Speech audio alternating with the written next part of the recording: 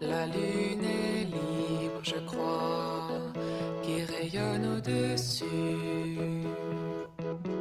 rayonne au-dessus des toits. La lune est libre, bien plus libre qu'on ne le croit. Elle fluctue de ça et là, les parties qu'on ne voit pas. C'est pas grave, ça reviendra. Et quand elle est plongée dans la froide obscurité, donne l'impression qu'elle se noie. Bien vite reprend pied avec ses apparences instables. Y en a qu'elle fait douter, bien plus fidèle qu'on ne le croit. La lune est libre.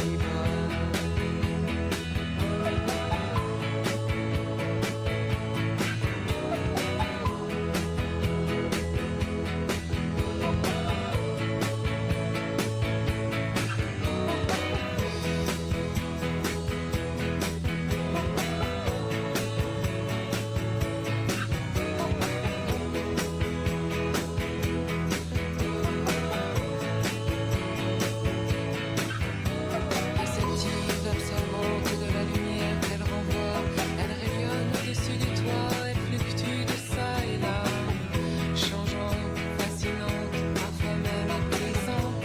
C'est ainsi qu'on l'aperçoit, disque parfait, disque lumineux. Ne vous rappelle-t-elle pas le style de ceux qui lèvent la tête dans l'espoir de s'élever un peu? Transitoire, unique, symbolique de quelques visions imaginaires. Elle en impressionne plus d'un qui prennent part et délire. Elle est au-dessus de tout ça, elle est au-dessus de tout ça. Elle est libre de tout ça, elle est au-dessus de tout ça. Elle est libre de tout ça, elle est au-dessus de tout ça. La lune est libre, je crois, qui rayonne au-dessus, rayonne au-dessus des toits. La lune est libre, bien plus libre qu'on ne le croit. Elle fluctue de ça et là, les parties qu'on ne voit pas. C'est pas grave, ça reviendra.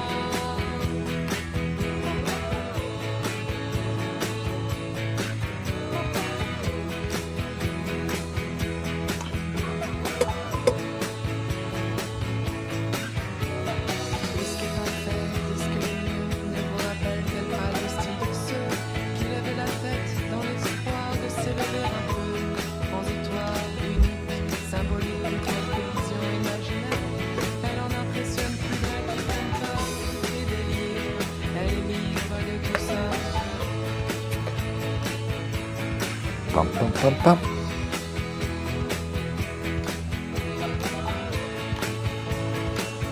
Elle est libre de tout ça. All right.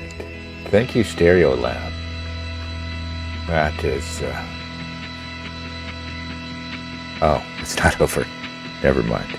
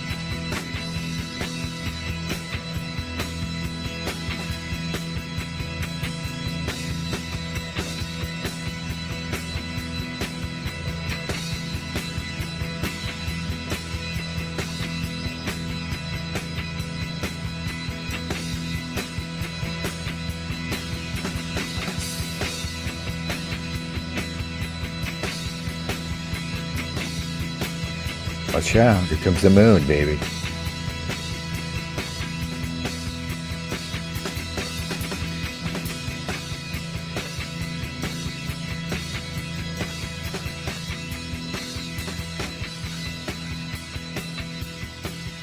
Too late, Phil. I already fucked it up by cutting in. That is about the happiest song I can imagine right now. Thank you, Stereo Lab. That was just beautiful, Matt. Beautiful. Effing beautiful. Welcome, Gotta Do More, Phil. Anybody else who might be hanging about? I think that's about it for now. Yeah. Sorry about jumping on the song. I knew it was a much longer song than that, too. I don't know why. I was just so eager to get on the mic, you know? So very eager. Excuse me while this is very technical, what I'm doing here. Adjusting the angles. You know, like a filmmaker, kind of. All right, what's there to talk about this Sunday? Well, it's the incredible. Let me pull up.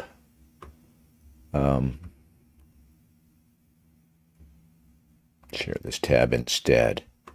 All right, so I'm trying something different. I'm posting to the WordPress blog, the notes that I have for the show, as well as this broadcast. We'll see how that works. This live broadcast. Maybe we should tweet it also. Let's try that. I'm going to do something quickly here. Bear with me, please. Probably asking way too much of my internet connection and computer. But let's see if we can do this. We're going to post a link to this post, which includes this broadcast, to Twitter, just to, be ignored by more people, All right, so there it is. Hang on a second. I just need to copy, go to X, paste the link up here. Just because, let's see, there's something up there. All right. Just because so much out there sucks, and we're just giving people more and more chances to have something that doesn't suck. I know they won't take it up, but, what can we do? What else can we do? All right. Excellent. I want to talk about Donald Trump, but first we'll talk about some other things, or at least one other thing. But yeah, that Stereolab tune is amazing. I've only recently discovered it. I'm not a big Stereolab guy. I don't know why. You don't have time, and then once you get older, it's like you don't keep spending your time and energy on pursuing new music. But I've always thought Stereolab was great. I mean, they're so different and unique, for one thing. And their unique sound, it's great. But that song I didn't know until a couple of days ago. That's why I jumped in there at the end and screwed it all up. All right, but let's just talk about what are we sharing. We are sharing this tab. Thank you. Bubba's Bible Study for August 18th, 2024. We're going to talk about Zion Dawn, the World Historic Disappointment. First, I want to talk about this. China has released a quote-unquote fact sheet about the National Endowment for Democracy. This is from that. After World War II, the U.S. opened a covert front against the Soviet Union through the Central Intelligence Agency and other intelligence apparati. By the 1960s, the U.S. had realized gradually that it was far from enough to, quote, promote democracy, unquote, through secret means only. There was an urgent need to establish a, quote, public-private mechanism to openly provide funding. in 1983, and with the efforts of then President Ronald Reagan, they still need. I'm not going to do it because as much as I've come to hate the U.S., I'm not going to go help any of its enemies. But what they need is an English speaker to go there and final edit this stuff. In 1983, and with the efforts of the then U.S. president and some other people, I guess I should find China's amateurish efforts encouraging. NED was founded as a bipartisan nonprofit institution. NED is nominally an NGO that provides support for democracy abroad, but in fact, it relies on continuous financial support from the White House and the U.S. Congress, and takes orders from the U.S. government. Through the provision of funding, it has manipulated and directed NGOs around the world to export American values, conduct subversion, infiltration, and sabotage, and incite so-called, quote, democratic movements, unquote, in target countries and regions. It is essentially the U.S. government's white glove that serves U.S. strategic interests. I'm not even sure how they're using that phrase, white glove, here, but okay. As early as in 1991, the founder of NED, Alan Weinstein, I think that's a Scottish name, right, put it bluntly in an interview with the Washington Post that a lot of what they were doing was what the CIA had done 25 years ago. NED, the National Endowment for Democracy, was therefore known globally as the, quote, second CIA, unquote. All right, so that's from there. Despite its public-private structure, the NED is alleged to be funded entirely by the U.S. government. That's from this article here by a guy named Blum. He says it's 100% funded, but it doesn't really matter because even if they're drawing some funds from outside the U.S. government to lend legitimacy to this transparently false notion, the description of it as a, quote, public-private entity. The point, I think, of making a so-called nonprofit, it's a, 401c, whatever that is. The point of that is to free it from government oversight. I mean, it still has, since all this tax money is going to it, there's still government oversight, but it's not the same as for an outright arm of the U.S. government. And the funny thing about it is that, it's not like the CIA has stopped doing this stuff. The CIA is still doing this stuff, and it's still working hand in glove with the NED. And even the Chinese don't get it right here. It's not that the NED, everything the NED does is not above board. We know it's not above board. It's not like everything they do is out in the open. They're still acting in secret. Remember, it was Victoria Nuland during the Maidan coup, which was largely funded by the NED, who was caught on a recorded conversation talking about who we were going to install to replace the president. Was it Yanukovych at the time? So it's not like, it's not like the CIA's not doing this anymore. Obviously, it's not like that their role in creating coups and fake revolutions. It's not like they've stopped doing that again. I've got a plan myself to create a foundation, right? You can have a foundation and ask for funds from these guys. I feel like I'm sitting way too low. Let me get up here. I don't know why I got down this low. On my cheap Walmart chair. All right. This has to work. I didn't know. I thought that, that the mic was too low too far away from my mouth, but obviously that's not true. All right. Now I feel better. I don't feel like I'm sitting on a stool. All right. Yeah, so you can ask, if you start a foundation, you can ask the NED for money to promote democracy. And I was thinking, we need to start a foundation to promote democracy in the U.S., right? And we'll cite all the nefarious shit that's gone on, like with Kamala Harris now being installed. They're trying to install her as president.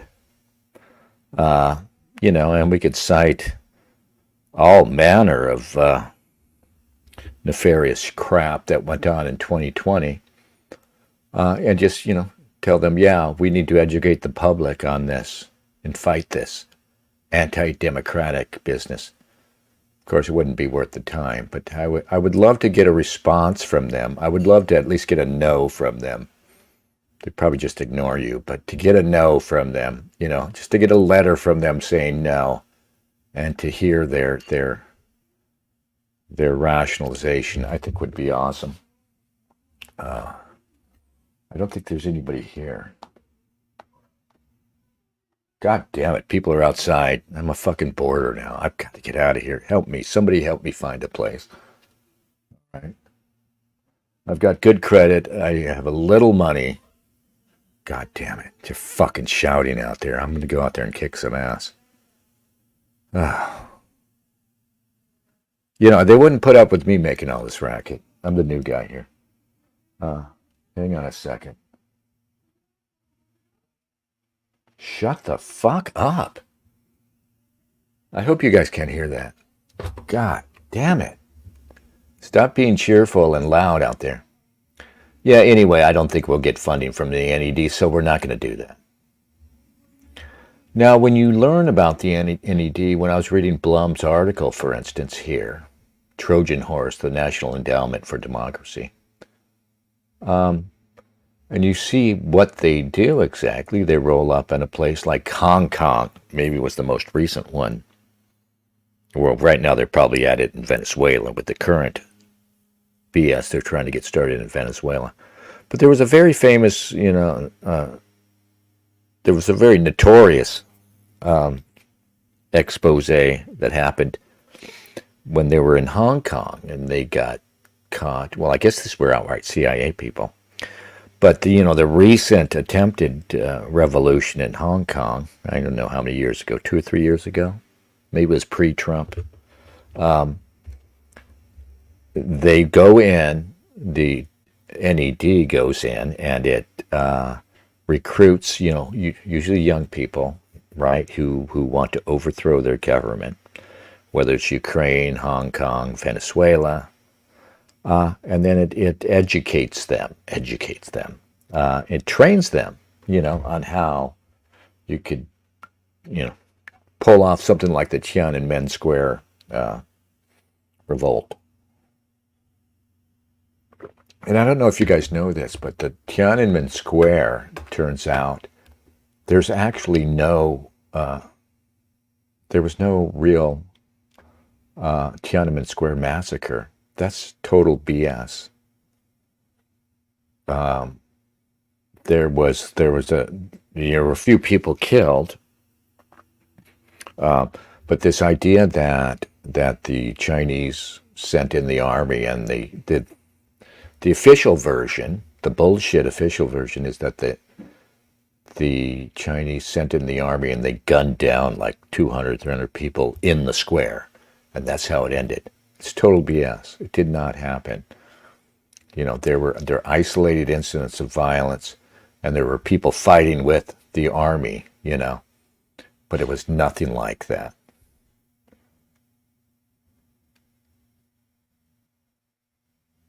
Phil says, I don't hear the racket, for the record. Thank you. I don't have to go out there and kick ass. Thank you very much. No, but to get back to what I was saying, when you read about, here's Blum's article and other articles, they go in, they recruit young people, they train them, and they basically just do everything they can to subvert whatever government is in power there until they can get, something going.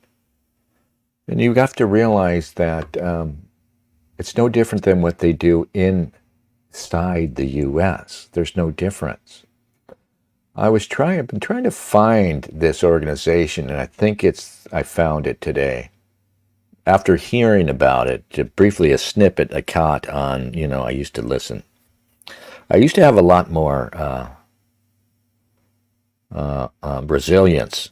I and I would listen to NPR and all this other shit, Pacifica Radio, whatever, to get an idea what they're up to over there. I find that it's harder and harder. But yeah, I caught a snippet on NPR or something, some left wing radio in Portland, about an initiative, and I think it's this one. The Oregon Rural Action is the name of the group. It's a 401c, whatever, right? So-called non-governmental organization, subsidiary of the Democracy Initiative. Here's the influence watch on the Democracy Initiative. And its whole thing, and when you read how it works, it's exactly what they were doing in Hong Kong. It's what they did in Ukraine. It's what they do in Venezuela. They go out, Oregon Rural Initiative goes, part of the broader Rural Democracy Initiative is Oregon Rural Action. They go out to rural red Oregon, which they are busy seeding with as many Hispanic and other immigrants as they can. And they go out and they recruit young people from those groups, these growing groups. And at the very least, its goal is obviously to turn these places blue, right? They're not happy with in Oregon and in Washington State. They're basically in the same situation. In Oregon, it's Portland. Here it's Seattle. But the largest city in the state has enough population to tilt the whole state blue. But you get outside of these cities, and they're red states, and much of it is rural. And they're not happy controlling this state, nonetheless, with all that land mass out there that they don't really control, I guess.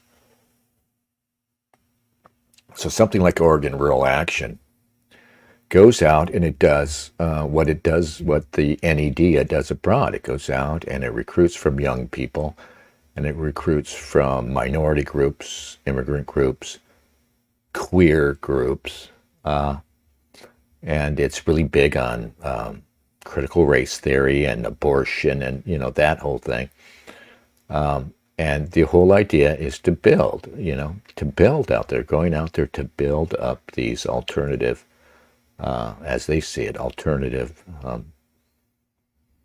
alternative establishment to finally do away with these reticent red cities and conservative small towns. It's part of solidifying their one-party rule for the Democrats, for one thing. And it's also, like I said, it's no different than what they do in a place like Hong Kong or elsewhere. The white population here is the actual American nation. Remember, the nation's not the country, the nation's not the state, the nation's not the U.S. The original nation are the settlers. It has a cultural and racial component. That's why nationalism is such a dirty word. Even though, nationalism, frankly, was, and this is, you actually, farther right you go, you should at some point on your way going far right, at some point you actually abandon nationalism for straight up tribalism.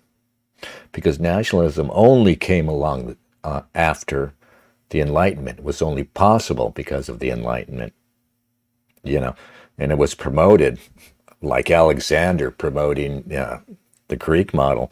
It was promoted by Napoleon and his revolutionary army. And but of course, nationalism has run its course for the people in power, because it retains its cultural and racial component. Even though that's not, like I said, if you go farther right, you get into E. Michael Jones territory where you start to see the nationalism actually subverting the original triad. Well, no, maybe E. Michael Jones doesn't do that because he's an idiot Christian. But anyway, I'm confusing myself, and probably you too. Is there anybody out there to comment?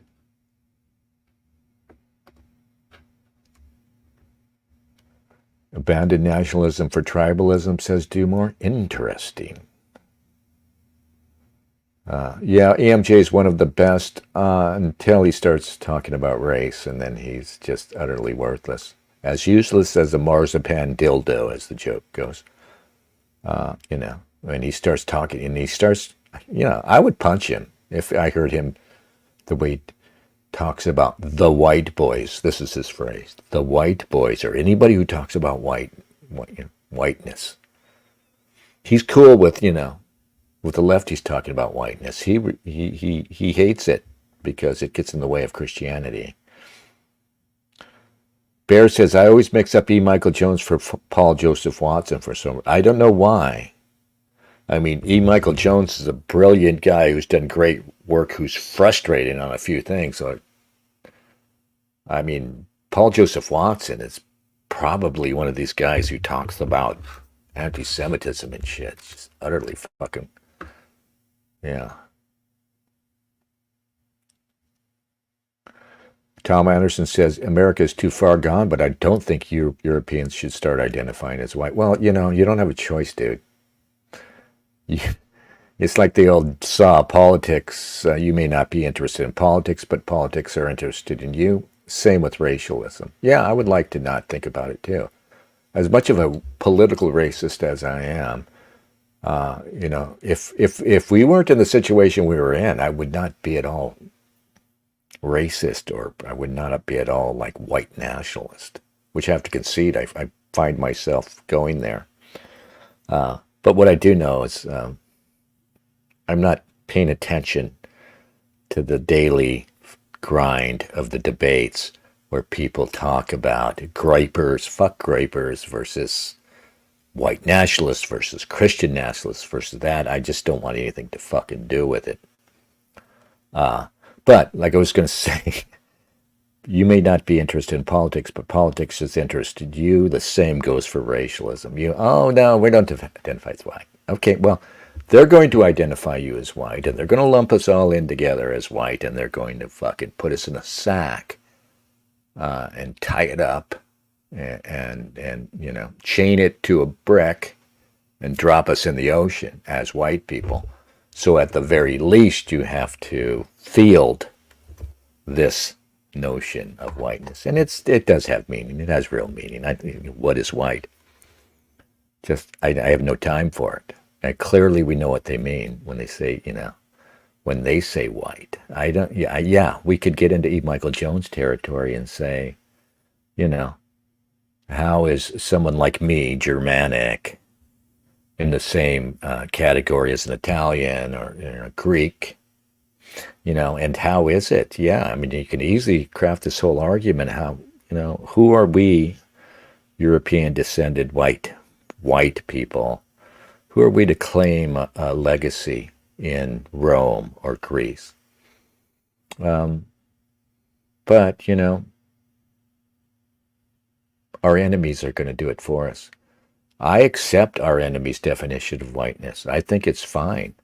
And I think it has real meaning. What you mean is the West. When they say white, they mean the West. And there is no West without those people that make it up, Northern and Southern European. Yeah.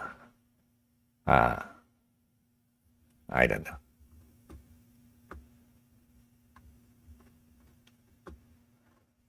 Quachangelo says, when I hear E. Michael Jones, I think of Charlie Sheen in, you mean the elder Sheen? Yeah, in Badlands. I've never seen Badlands. The elder Sheen, what the fuck is his name?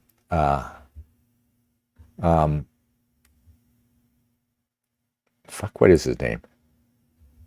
I'd have no interest in that guy, though. I think when he got older, he was really good in some things, you know.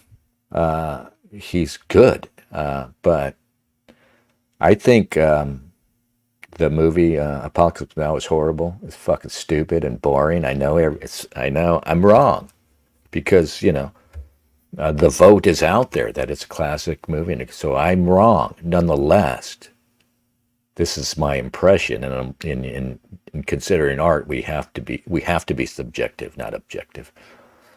Martin Sheen, yeah. Martin Sheen in Apocalypse Now is like a fucking stick of wood. He's about expressive as, I don't know. I don't have anything. I was going to say like a stick of wood, like this ruler, but you know what?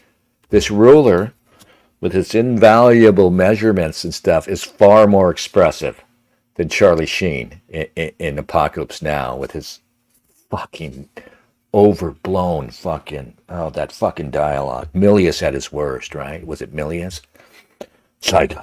Fucking Saigon. It's like a fucking parody of, anyway, don't get me started. How come you got me started? Bringing up the Sheen. No, so I haven't seen Badlands. I know it's a classic. I'm supposed to see it. But there's a great liberation when you decide, I don't care about movies anymore. I'm not going to fucking sit and argue about them anymore, right? About what's this, that is a classic. Like I said, I accept that if all of you vote in Apocalypse Now as a great classic movie, okay, I got to accept it. I mean, doesn't Shawshank Rebellion, Shawshank Redemption, I mean, that's rated, I don't know where they vote, but apparently that's the highest rated movie ever. That's the best movie ever, according to the audience out there. I don't know who polled this, what the authority is that says this, but I believe it. It's not a bad movie, but it's kind of stupid, too. It's kind of dumb. It's got Tim Robbins, because it can't be that good with Tim Robbins. It's got a magical Negro with Morgan Freeman. It can't be that good. And it's from a Stephen King book. It can't be that good.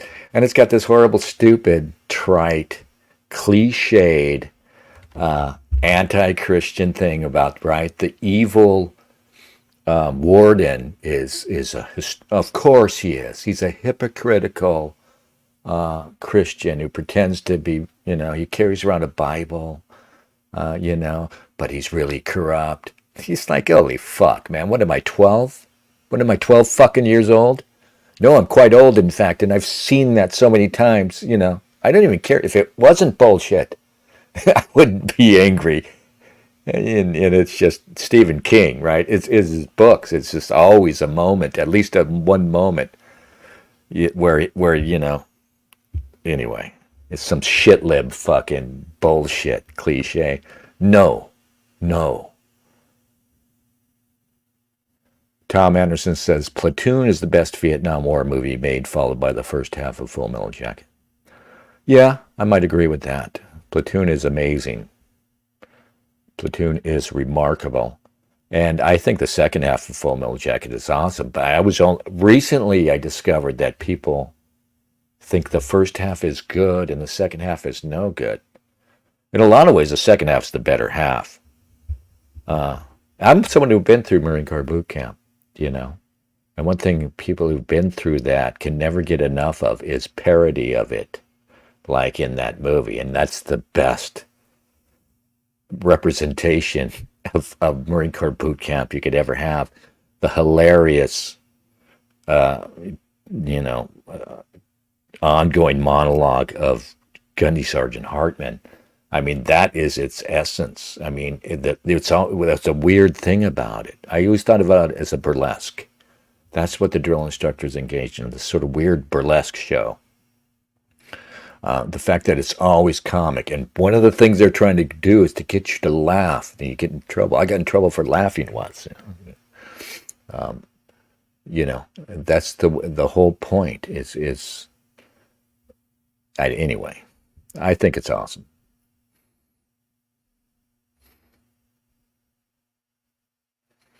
Gotta Do More says Linder's, whoever that is, line on Christianity is it's Judaism for Gentiles.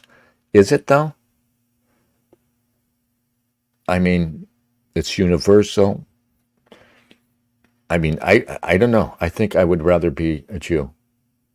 Jews are like, okay, we are a people, and if you want to join us, you're going to have to jump through hoops. You're going to have to prove it.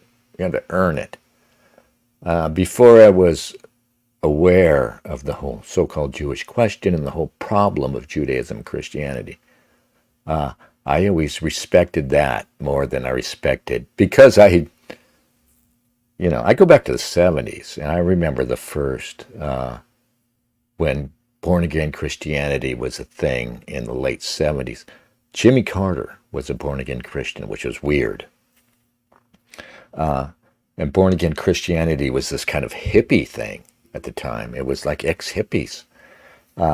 And more than once I've had them, I went through it once, falsely. I shouldn't have. I should have been more of a man and just said no.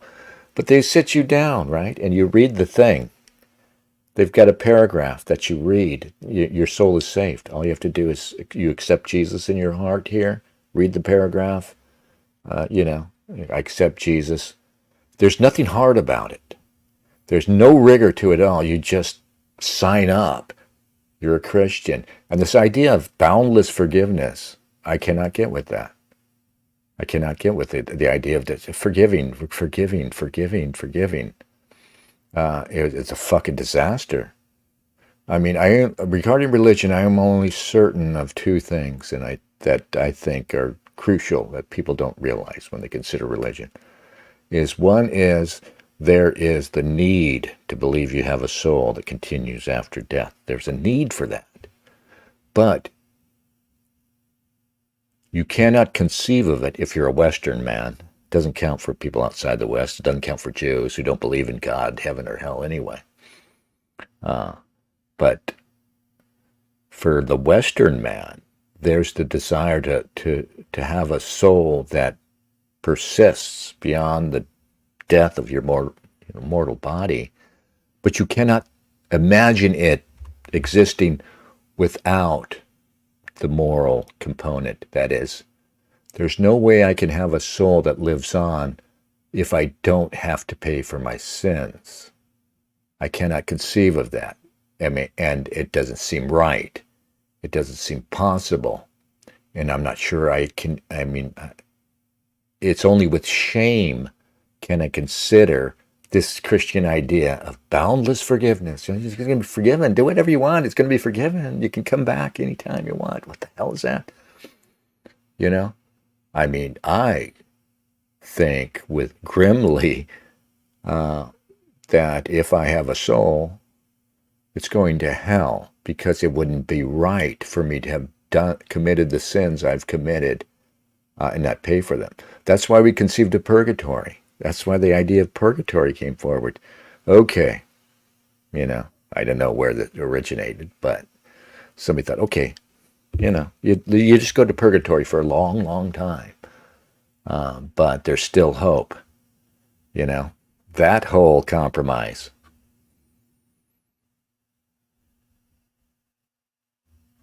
What was the question, Bear?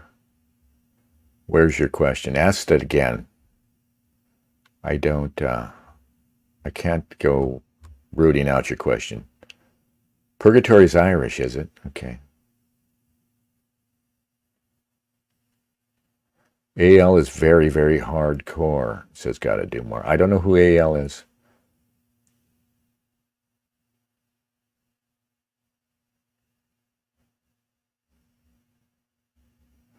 I gotta do more says there's a theory that Al Green's theory. A Greens. I don't know who that is. There's some guy named Green out there, yeah. Everybody calls him a Jew because his last name is Green, but he's not. He's anti-Semitic, yeah. The theory is that Jays created Christianity to control Gentiles while not allowing any not of the tribe to be in the club. I don't think so. It's an interesting idea. They might as well have. What I think is that Christianity was you got to remember, Jews didn't necessarily exist in the ancient world, as they say, right? And Jews as we know them, Judaism as we know it, is a more recent concoction than they want you to know. I'm reading a book right now, Shlomo Sand, I think this is the guy's name or something. Shlomo something. A renegade Jew who's challenging the whole historiography of Judaism, and that there's no great. You gotta repeat your question, Bear. I do want to answer. My question was, how many Ben Carson, Thomas Sowell, Morgan Freeman, black men have you ever met in your life? None. Why? Why do you think that's such a difficult question? I mean, of course not. I mean, I've met okay guys. I met, he's a cool guy. He's not charging me with a knife. We have a cordial relationship. Yeah. I'll tell you one guy I've seen on TV and stuff who strikes me as having something like that profound decency of a. I mean, I don't think Ben Carson and Thomas Sowell or Morgan Freeman are probably anything like they are on the movie, and they're public figures anyway. They're probably pricks, just like everybody else. I was watching an interview with the great boxer Floyd Patterson now, and he is a remarkable guy, a remarkably humble and down-to-earth and sort of kind guy, you would think. And I think his life showed it. And that's why they, black people and liberals and, all the other assholes used to call him a coon and a Tom because he wasn't, in the 60s, he wasn't raising his fist. He wasn't Muhammad Ali, Just a decent guy with a realistic view on life. Imagine that.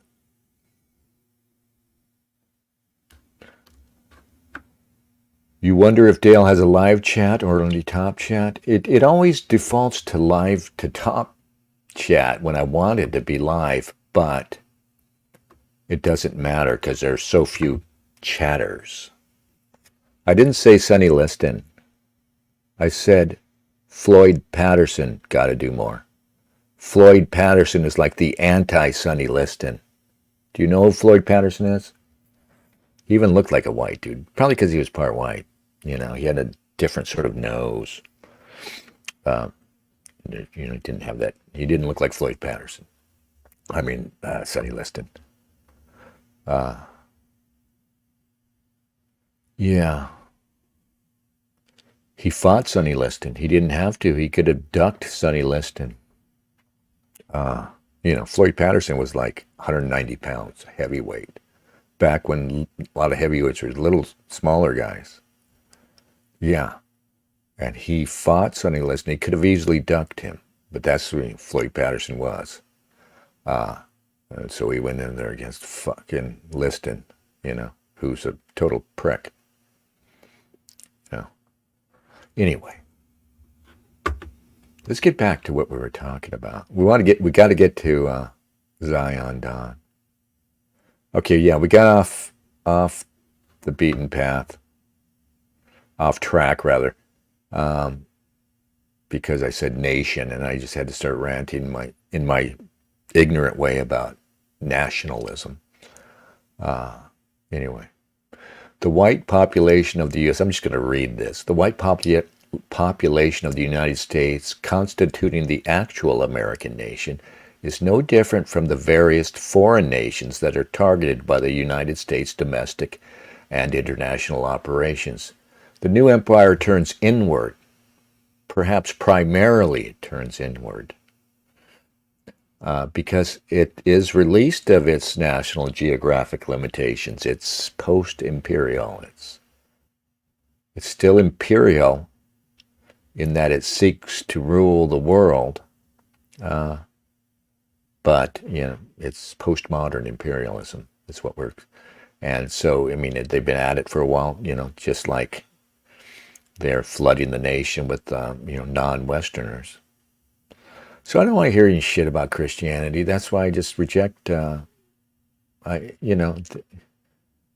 something deeper than Christianity, and that's why I guess I respect. As much as I hate it, I have a begrudging respect for at least the strength and durability of Judaism, even though it's kind of a farce. I was talking about Shlomo's book. He talks about the exile. This fixation on exile is a myth. They were not exiled after the destruction of the temple, and you know, and they obviously they weren't. The Egyptian exile, the Babylonian exile, they're complete nonsense. Not complete nonsense, but Jews living in these countries went there. They migrated there, and they migrated there for money or for work or whatever. But this idea that that that Israel had been carried off more than once en masse, right? They were carted off to Egypt or slavery somewhere, is total bullshit. And of course, Jews, especially in Israel, don't want to hear that shit. So slow-mo's, they won't kick you out of the tribe, though. See, I mean, I guess I admire that too. But yeah, I guess I'm not Christian. I won't be Christian. I wish Christianity had the strength and backbone, but it wouldn't be Christianity. You can't be a universal religion like everybody. And you have to, honestly, I think there's something sinister about the idea that every human being will eventually be Christian. Oh, we got off on this too because we're talking about the Reverend Al Green. No, not the Reverend Al Green's idea that Christianity is a hoax by the Jews to get. No, because it's so opposite. And this idea that it's Judaism for Gentiles is crazy. It's utterly opposite, completely opposite ideas. They are mirror opposites. One is religion as nationhood, right? Religion as tribe, and the other one is kind of a devaluing of religion in that anyone and all should take it. Now, if I believed in the Jesus story, I mean, I would say, yeah, great. Jesus died for our sins, and it's going to. I mean, the only similarity between the only thing Christianity retains, from its origins in Judaism, is this idea that we're going to save the world. And of course, the very sinister Jewish idea is we're going to save the world with us on top. That's what it means. We're going to heal the world, and that means we run it. Versus the Christian idea, which is everybody's going to be nice and love each other because we're all finally going to be in the brotherhood of Christ. Well, one is my enemy and I have to oppose it, and the other one is a dangerously silly idea that it's something sinister about it, that we'll all be Christian and there will be no more diversity of religion, of man, really. I think a universal brotherhood of man, I mean, one can argue against it. There's a strong argument. A universal brotherhood of man means the end of brotherhood, and brotherhood has to have an outside world against which it stands, And maybe this idea that final peace, this idea of heaven on earth, maybe that's the dangerous idea. Maybe that's the bad idea,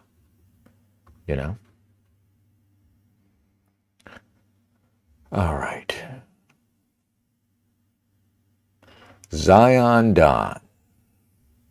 It's impossible to determine how much of the vanishing of any goodwill Donald Trump gained with the assassination attempt on him is a result of the media's determination to bury it, and how much is a result of Donald Trump's determination to bury his old 2016 self. One could be excused for thinking Donald Trump is now focusing his pitch on the Jewish and Christian Zionist vote, but even Trump is smart enough to know Christian Zionists aren't going anywhere, and Jews at 2% of the population and a stubborn leftward determination that seems to be as malicious as it is stupid are not swaying any elections by voting.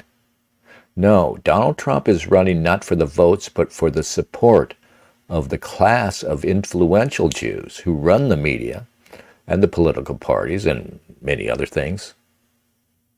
and whose actions, nefarious or otherwise, will determine the outcome of the election. Donald Trump right now is, yeah, he's running for president and he's making his pitch. And this is the really sad part about it. You know, I guess part of me will always love Don for what he did in 2016. And I think there was something genuine about it. You know, he just didn't know any better. But in the 8 years that have passed, you know, he's either come home to this Gentile cuckery, this Christian cuckery before the Jews, or he's been corrupted. But in 2016, what struck me about his pitch, you know, as opposed to Hillary and anybody else out there in his Republican cohorts, he was the only one who was clearly making his pitch to you, the American citizen. He was clearly making his pitch. Here, I want to be your president. This is what I'm going to do for you. And everybody else was talking about, among other things, Israel, and you know, Hillary's talking about her vagina, which is basically what she's talking about when she talks about being a woman, right? My vagina. You're going to vote for my vagina. You know. So now here it is, 2024, and he's completely forgotten this. He's just gone completely reverse of that. And now he's making his pitch directly to powerful Jewish interests, as if he doesn't expect the election to. It's as if, I think it was Andrew England, Unz publishes him, you know, and I read him a lot because, I mean, he's interesting. Occasionally he has some good ideas, and he's occasionally funny. I think he was the first one, I think, who said it, that I saw saying it, was that he's not making his pitch to voters because he knows that the election's going to be ripped off. If the election's going to be decided by whoever, you know. Trump still believes 2020 was stolen from him. I think it probably was. So he's making his pitch directly to powerful Jewry in the U.S. Fix the election for me this time, or, you know, or stay out of the way. He's not expecting the election to hinge on votes. He's expecting it to be decided by a cabal of Jews, elders, you know, who are going to sit down and decide if they're going to let him be president. So that's why he's basically promising, he's taking the Adelson money again, of course, and he's basically promising to go to war with Iran and to stand down and support the annexation of the West Bank. Here he is. Years ago, my father was a big supporter of Jewish people and Israel. He's not Jewish. He wasn't Jewish, but he was a great friend of a lot of Jewish people. And if you said, let's say 15 years ago, maybe not even that long, anything bad about Israel or Jewish people, you were finished as a politician, right? You were finished. You wouldn't do that, Congressman. You wouldn't do it anyway, but nobody would do it. The most powerful lobby in this country by far was Israel and Jewish people. Today, it's almost like, what happened? What happened? What happened to Schumer? What happened to all these people? Schumer's like a Palestinian, right? It's a Palestinian. You got to remember. Can you believe this shit? It's it's shocking because I grew up where Israel was. Yeah, and we're going to get to the part you've probably already seen. So why is Schumer's a Palestinian? Really? This is interesting. Obviously, Schumer's not Schumer. It's not a self-hating Jew or whatever the fuck. Obviously, he's Jewish through and through and interested in promoting Jewish interests. What's happening right now is a battle between Jews in Israel and Jews in America. And the Jews in America are only trying to slow down this now furious Israel's now, kind of breakneck race to destroy Gaza and maybe annex the West Bank. Schumer and others here have other constraints, and they're just trying to say, go easy, slow down, you're wrecking our position here. You're ruining things for us here. Because whenever you're talking about a powerful group running things, whether it's Jews or corporate America or the defense industry, there are factions within that are fighting it out. It's funny. I'm coming to hate Trump, but it's funny how that he either believes or he wants to make us believe this nonsense about Chuck Schumer being anti-Israeli now. Obviously, that's not the case. One has to find another answer for that question. One has to be intelligent enough not to consider stupid things like, oh, Chuck Schumer is ideologically captured by the pro-Gazans. What the fuck, man? Don't be so fucking stupid. But what is happening? Again, it's a battle between the diaspora and Israeli Jews. You just was supporting. My father was a builder in Brooklyn, and a lot of Jewish people. That's all he knew. That's all I knew, essentially. But we knew Jewish people, and they were great people. Interesting. All he knew were Jews, right? He grew up in a Jewish milieu entirely. Interesting. And we'd go to many events. I'd go with him. And it was great. The card calling, we would the card callers. We had a man, Harry Waxman. He was a brilliant card caller. What do you mean you're only going to give $100,000? You got to give $1 million. You'd be embarrassed, and he'd say, all right, I'll give $1 million, right? He was the best of all the card callers. But we would go and Federation and all the different events. But the power, Miriam, of this lobby, this powerful, Here and it it comes. was for good, not for bad, of really? being Jewish and of Israel. And unfortunately, interesting. For good, not for bad. How is it not for bad? I mean, just nobody should have that much power over our foreign policy. And here it is. I mean, they have all this power over our foreign policy, AIPAC, and he's cool with it. It's a force for good. Interesting. I mean, there's no conceivable context in which a foreign government should have control of your foreign policy. In particular, the Jewish state, the state of Israel, which is going to have problems, even if they weren't creating problems for themselves, they would have them. I mean, I'm not so anti-Semitic that I think their problems are entirely self-created. But there's just no way you're going to lash yourself to that. And aren't you admitting, Don, that they control our country? We don't control our country. I wish I could do a Donald Trump impersonation right now, They control our country, right? Somebody do that impersonation for me. Fortunately, they're not necessarily the same, because you have Jewish people living in New York who really don't support. You look at the New York Times, and they do not support Israel, and I don't think they support Jewish people. You want to know the truth, and you wonder where it all came from. But why did it come? And they have to get together. They have to be strong. Because it's never been under attack like this. It's never been under siege like this. But 15 years ago, it was the absolute most powerful. You couldn't have an AOC +3. They wouldn't have a chance of being elected anywhere. And today you have AOC and some of these people, and they're pretty violent, and they hate Israel, and they hate Jewish people. And you're going to end up winning because you're going to have the president, okay? So you're going to end up winning, but you do have... You're going to have the president. You do have people, and it's amazing.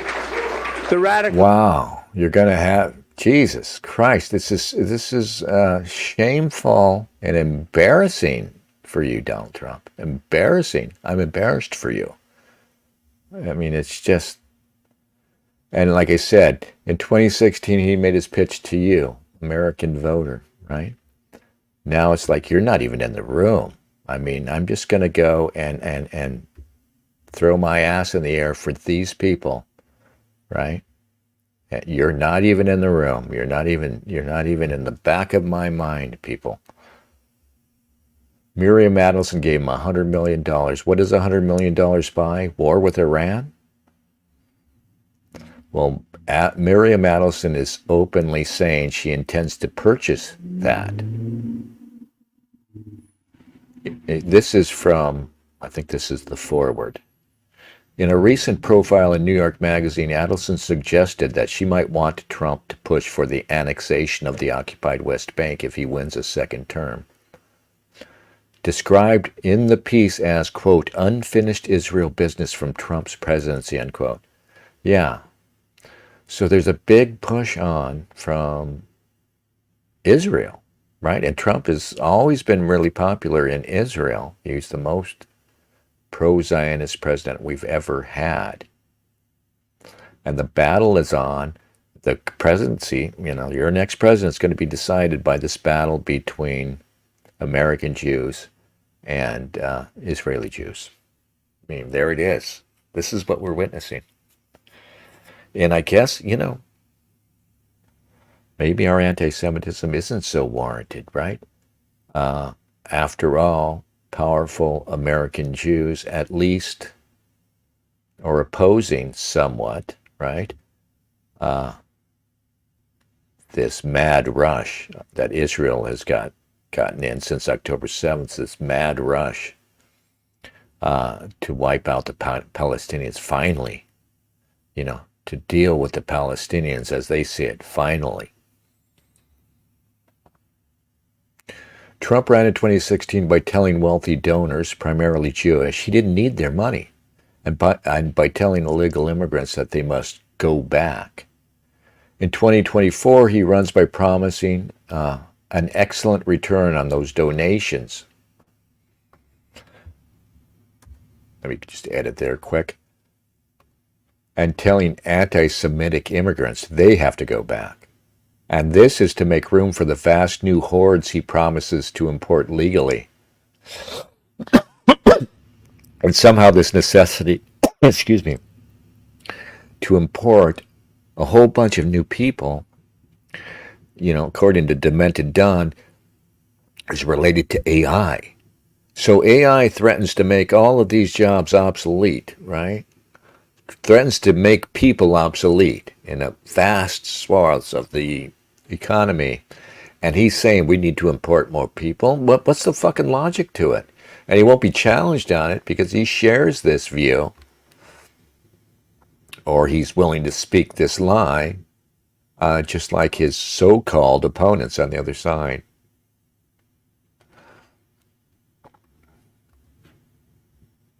Here's more from the speech. I know that. But Kamala Harris will support unlimited migration from terrorist hotbeds into the United States. When I'm president, we will deport the foreign jihad sympathizers, and we will deport them very quickly, and Hamas supporters will be gone. If you hate America, if you want to eliminate Israel, then we don't want you in our country. We really don't want you in our country. I will ban refugee settlements from terror-infested areas like the Gaza Strip, and we will arrest the pro-Hamas thugs who vandalize federal property and make really life very, very difficult in this country for a lot of people. I will put every single college president on notice, and we just lost another one today from Columbia. How weak, how pathetic are these people? How weak are they? Can you imagine these people running these colleges, and they're afraid to say anything even slightly negative to these groups that want death? The American taxpayer will not subsidize the creation of terrorist sympathizers on American soil. It won't happen. Colleges will end the anti-Semitic propaganda, or they will lose their accreditation, and every single last Listen to that. Of federal. You hear that shit? I mean, just everything, every stupid fucking thing. Support.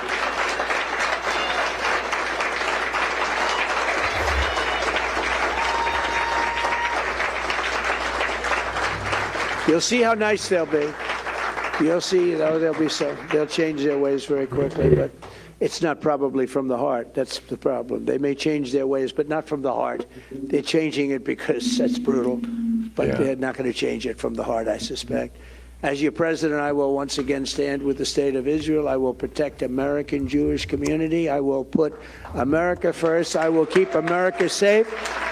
And I will defend Judeo-Christian civilization from the barbarian savages and the left-wing extremists who want to destroy it. Together, we will confront the forces of anti-Semitism, and we will win, win, win. Thank you, God bless you, and God bless America. Save Israel, right? Save Israel. Oh, God. Now watch this.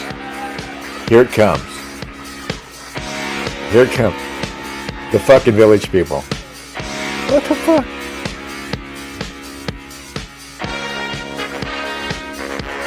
Why do they play that?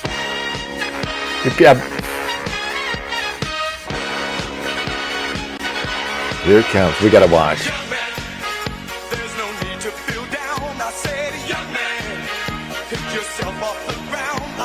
Let's watch this. This is important too.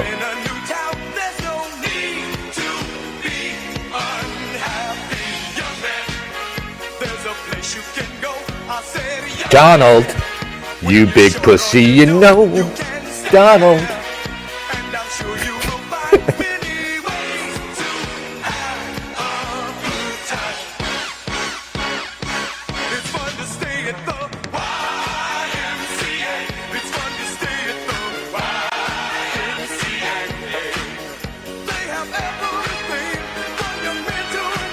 Can you believe that? I just can't get over the song. I mean, everybody knows it's about going to the YMCA and having sodomy. Look at them surround him. You got your wish, Donald. Do what the fuck you feel. Goyim, do you want to die for Israel? Yeah, I can't just do it that quick. When I was younger, oh, look at this Jewish princess over here. I want some of that. Does he at least get a taste of that? Put your pride on the scale, yeah. I guess it's totally appropriate. You know, Donald is getting, blasted in the backside in a sense. So, yeah. Goyim. Anyway, next year in Jerusalem. That was painful to watch. Tom, I'm sorry I submitted you all to it. I think we had to see it. I think we had to be done with Trump. I talked to our good friend Kevin Michael Grace yesterday. He's still pro-Trump, you know. Still not anti-Semitic, you know. So, you know, it's some people are not going to shake it. Some people are going to go down with Don, but I don't think he has a chance to win. I don't think him winning is necessarily a good thing. I mean, there's still a lot of reasons. There's still an argument for him, obviously. You know, when I was very naive, it's like 8 years ago, right? We used to do the show with Luke.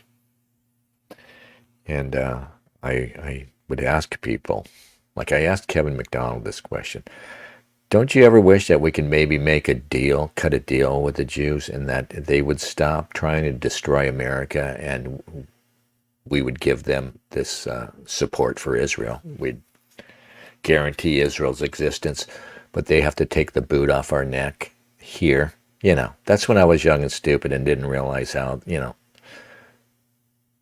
they couldn't do it. And it, like, you know, like the scorpion and the toad, they couldn't do it. And that we are all Palestinians. We're all Amalek out here. But, you know, when I look at Trump, I think, is that what they're presenting us with? Yeah, you're going to be pro-Zionist, but we're going to get rid of all this other stuff that the other Jews are doing. The Jews that Donald was criticizing there, right? The New York Times, the liberal left-leaning Jews. Yeah. And it's so that's, you know, ever since October 7th, like I've been saying before, the Zionist point of view, the pro-Jewish point of view, has adapted, on the right, to this position where we're going to identify anti-Semitism with the Islam, and with the left, and and there is some identification there, obviously. Not though. Actually, no, there isn't. I mean, anti-Israel, anti-Zionist, but I don't even think. I still don't think there's any truth to this idea that hardcore leftists are inherently anti-Semitic. They probably should be. Like Marx, who was Jewish, was anti-Semitic, at least in his analysis of Judaism. He saw it as predatory. And, I think despite the logical, what should be the logical outcome of leftism and, communism, socialism, that point of view, it should be anti-Semitic because Jews are, the best at capitalism. They're the best at predation, economic predation. And they are the most racist. Judaism is a tribal religion. It's thoroughly racist. It's so particularly racist, right? It's not like white people. At least if you were a white racist, you were including this broad category, like Tom was saying earlier. I think Tom was saying earlier, what is white, but that at least includes a lot of people. For Jews, it's just a very tiny subset of Caucasians, I guess, Caucasians. A tribe. It's positively, I want to say anachronistic. That's not what I mean. We're talking about nationalism before. No, it's more brutal than, nationalism in the lefty mind, it should be at least. In that it's thoroughly tribal, It is very particularly racist. And it binds that up with religion, which the left is supposed to hate. And I think despite all that, I don't see that the left is really anti-Semitic, And I think, for all of it, that the left's love for Gaza and the Palestinians and they're fighting for them is at least consistent with what they believe or profess to believe. I don't see that they're in any way contradicting themselves when they support Gaza. That's perfectly consistent with what the left presents as, what the left presumably believes.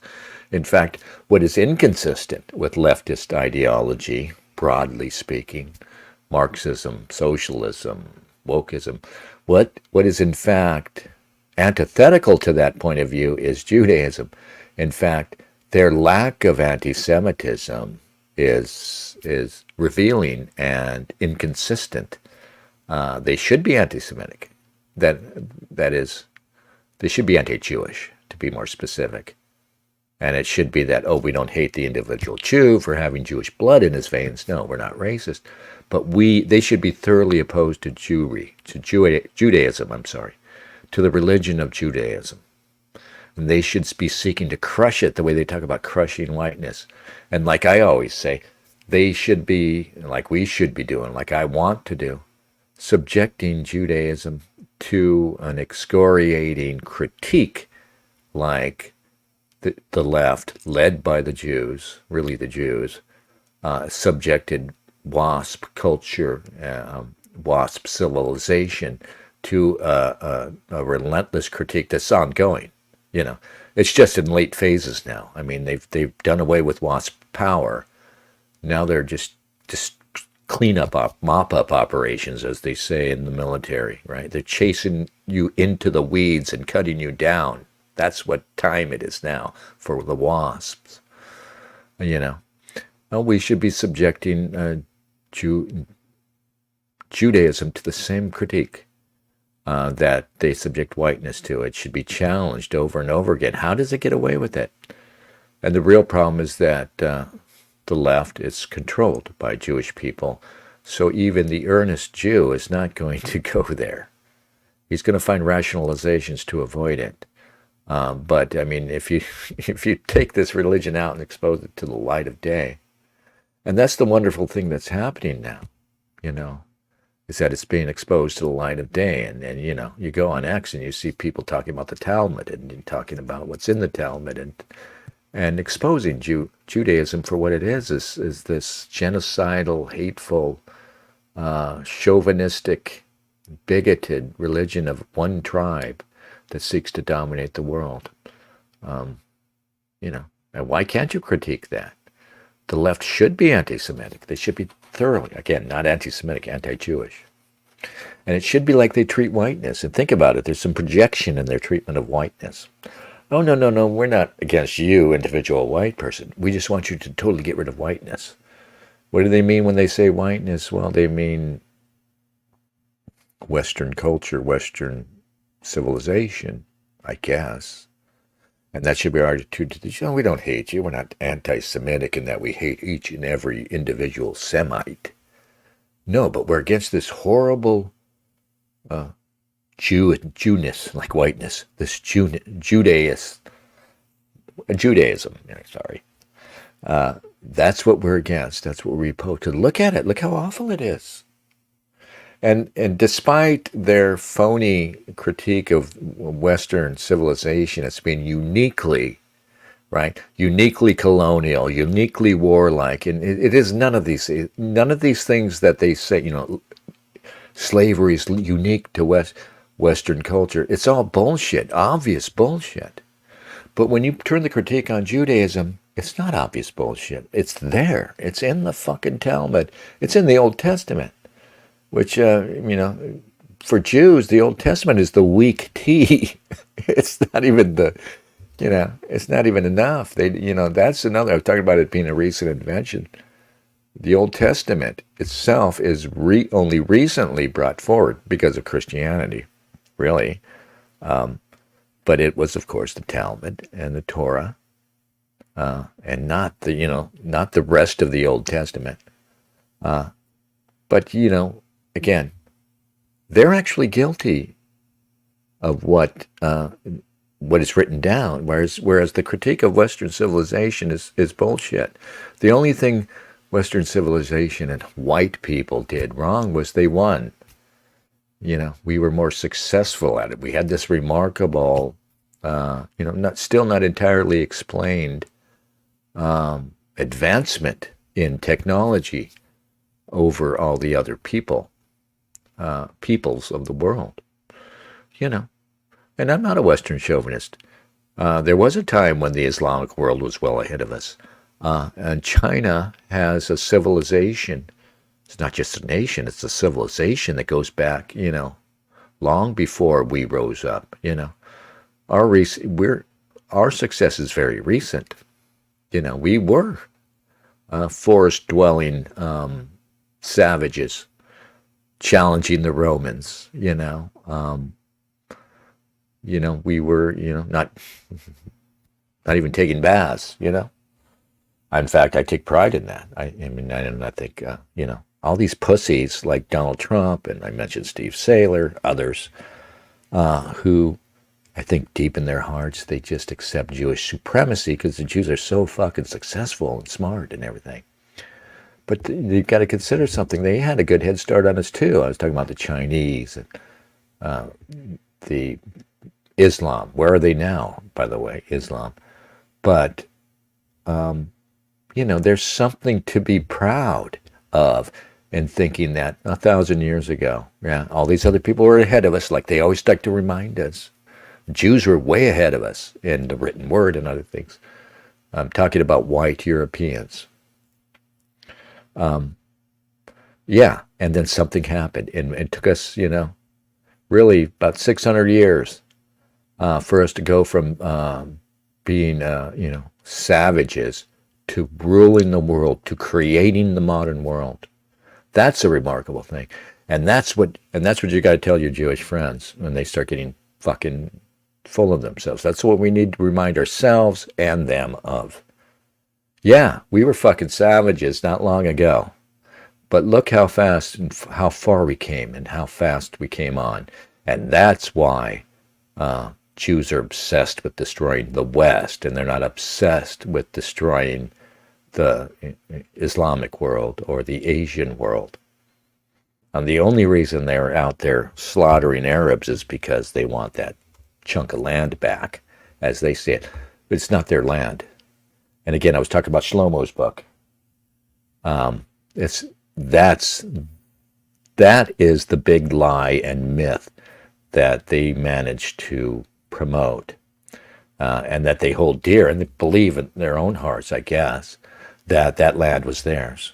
But that, that's recent historiography. It's not upheld by the archaeological record. When they took over Israel, right? I mean, they're on the land now, and they run it. They've been digging, looking for archaeological evidence of this great myth that this was their land and this is always their land. And it's not supported. It's not supported that this has always been their land. Anyway. What do you have to say to that?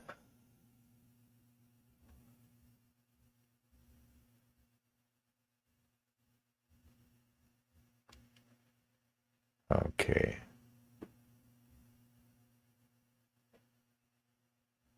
Uh-oh. What's going on here in the comments?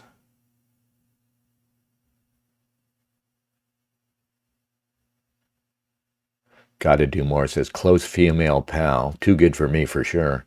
Who's convinced Jays are the chosen people. Super biblical. Yeah. Well, like your friend was saying, I got off track. Like the Reverend Al Green. I know it's not the Reverend Al Green. Great soul singer.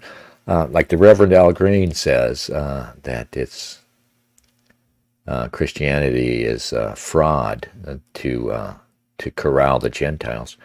No, I view Christianity from the Jewish point of view. It's first off, it was taken as a catastrophe, an overwhelming threat to which they had to adapt, and they're the most adaptable people out there.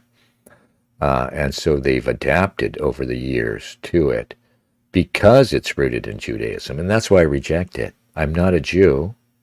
I have to reject Judaism, so I cannot accept Christianity. Of course I can't. I can't accept the Jewish Messiah, not even this idea that, the Jews didn't recognize him, they killed the Messiah. And you see it in all of these, frankly, pathetic post hoc efforts that Christianity has had to resort to, like saying, that the connection between the Old Testament and the New, and that Jesus, which is finally bringing to fruition the Old Testament.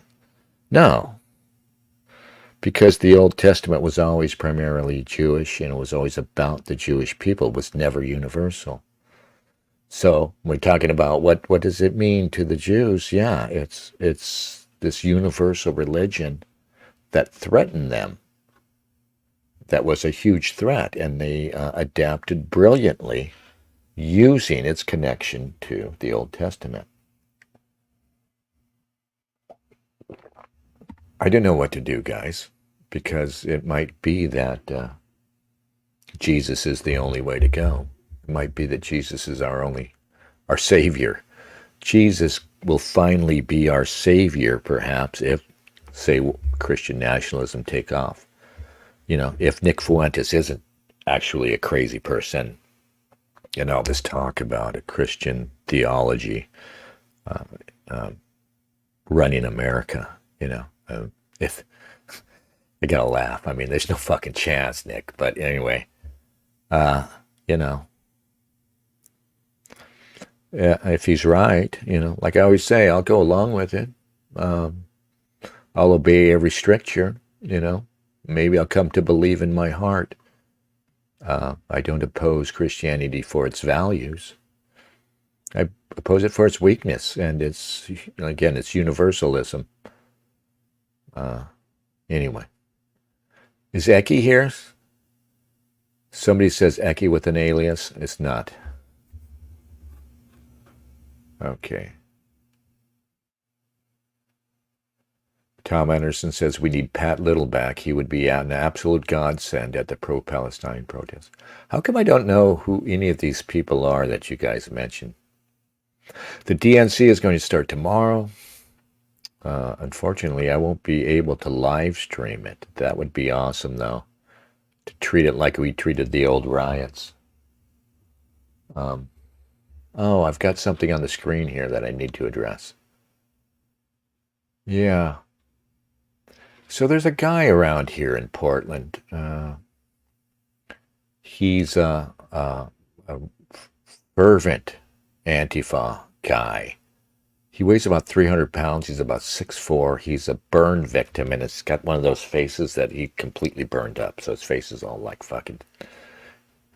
I call him Fat Freddy Krueger. At least that's what I call him now. Let me pull this up if I can. Posts.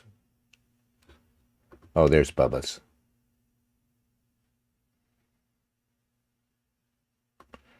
Okay. I don't know who Chris Alton. There's zero chance I don't know. Who the fuck is Pat Little? I do not know who Pat Little is. I swear to God. That name rings no... If I had to guess who Pat Little is, I would say he's a comic, a comedian, or a comic actor from like the 60s or 70s. I'm thinking Laugh-In. I'm going to throw you out, Chris, if you keep calling me a fucking liar. He was a guy in a boat. A guy in a boat. Don't make me look up Pat Little. God damn you, do not make me look up Pat Little. I'm pretty sure he doesn't mean anything to me. Lindner.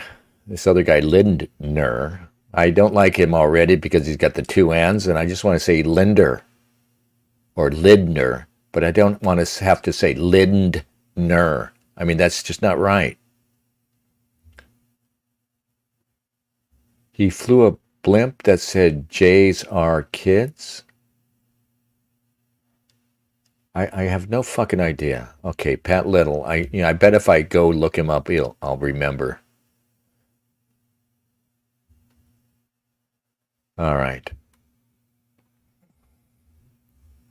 All right, let's get back to it. All right, this is what we want. Bubba's Bible study. Share this tab instead. Oh, we're going to quickly talk about Fat Freddy Krueger. Okay.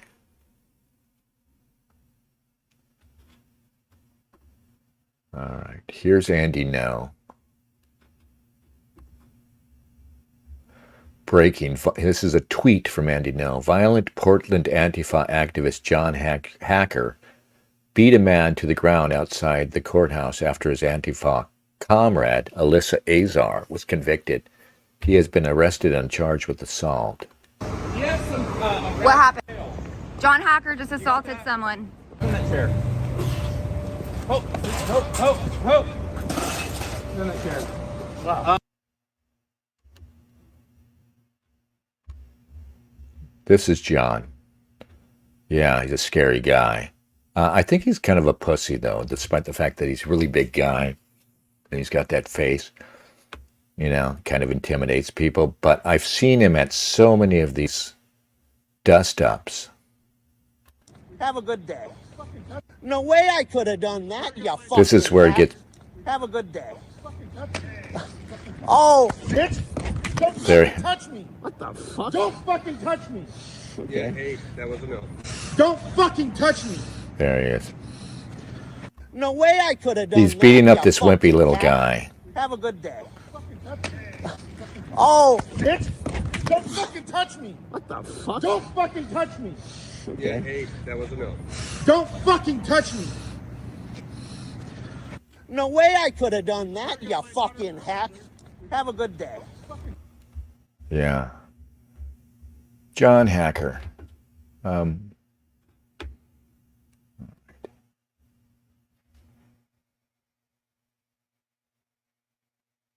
Tom Anderson says, Pat. Chris Alton says, I feel like Dennis has literally played Pat Little clips on his show before. You know what I do not have any time for, though? Is people who just recently discovered the JQ and then are like, they're off to the races and they're just saying stupid shit like Candace Owens, who I root for, by the way. I think she's an honest enough person and not a complete idiot. But, you know, recently Stalin is Jewish and she's just like out of control.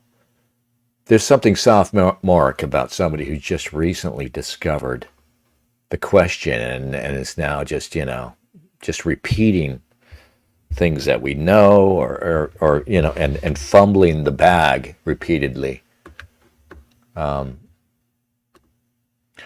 Yeah, you know, like I said, I was talking to Kevin yesterday, and you know, and he's that idiot Candace Owens. You know, she's not helping because we should be trying to win over people like KMG, good people who just, you know, are set in their ways. You know, and just, you know, insist on this polite view of it, you know, the sailor position. Like, yeah, no, we're not anti-Semitic, though. That would be, you know, that would be, frankly, I think what they think is that would be gauche, right? That would be gauche that's really the only thing that is preventing them from speaking more plainly and from calling out Jewish power, is that it's considered gauche and it's considered, you know, this low rent stuff, people's stuff. Yeah. Here's John. He used to wear his mask all the time. I noticed he started taking it off. Stop him from doing it. You're doing it too. John's the guy in the mask. John's the fat guy here in the mask with the backpack and the sleeveless shirt.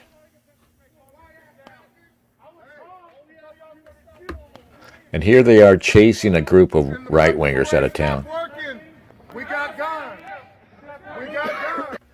This guy here, fuck, I hate how that bar comes up every time you stop your... This guy's here, his name is Alan Swinney. He's presently doing 10 years for, I think, 3 assaults. They're all bullshit assault charges. One of them, this is footage I took. One of them is for something that happened on this day. I think I have it on film. But it's for bear macing these people who are chasing his small group out of town. There's like a dozen of these right-wingers.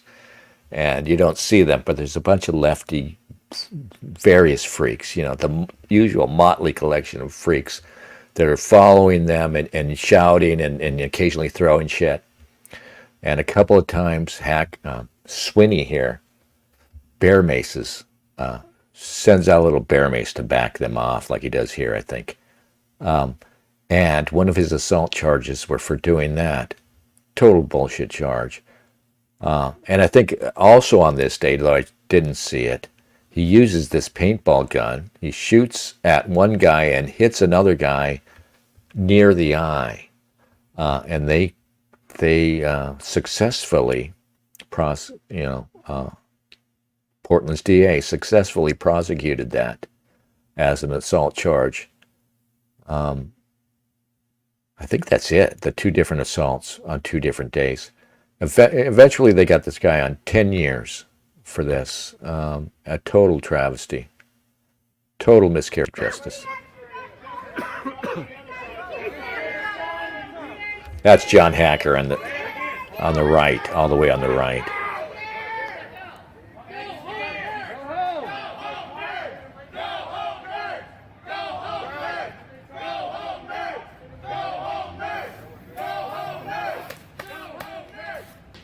There he is. Oh, you got fucking time. Oh, you're running out? Hey, nigga, you some bitch, nigga. Yeah, nigga, run your safety, nigga. I'll walk through the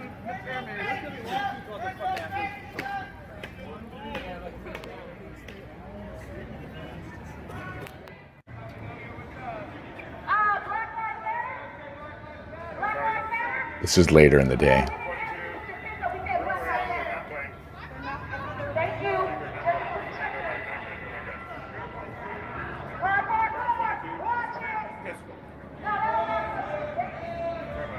blue and silver. This is them trying to get out of the parking garage, I think.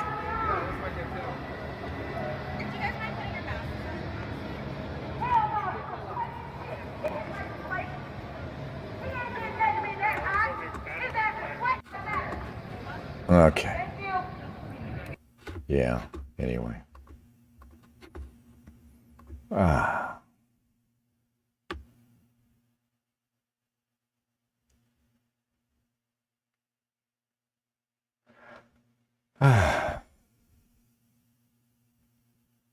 Freaks in wheelchairs. Yeah, you're thinking of Wheels.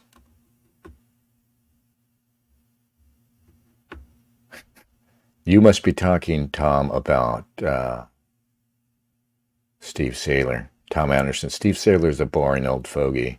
Oh, wow. Blacks commit crime at higher rates. No, it's worse than that. It's blacks are faster runners. And then, like I said, annually, he publishes this article. What if I'm right? Like he's, like what would be so bad, guys, if it turns out I was right? Everybody knows you're fucking right. And you know what you're talking about is this old hat, stupid shit. But, he publishes this, I'm such a rebel. What if I'm right?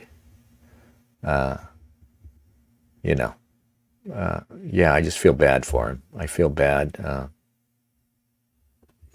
Bear must be talking about Candace Owens. Ah, how cute she learned about USS Liberty. Yeah, Candace needs to shut the fuck up and digest what the fuck she's learning, right?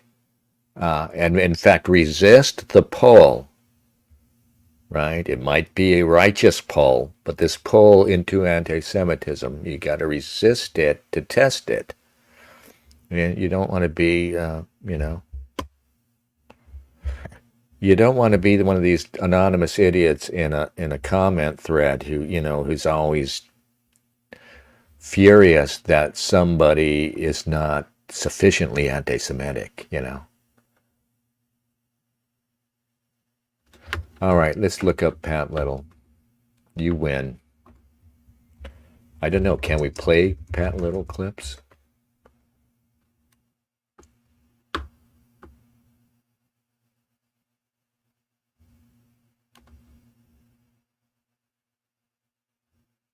Yeah, I don't think you can find him.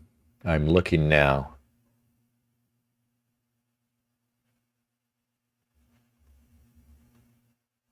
I'm going to search Pat Little anti-Semitism.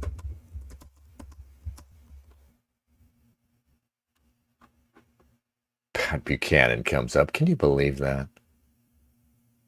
Oh, here it is. ADL. Patrick Little's Name the Jew tour spreads anti-Semitic hate nationwide.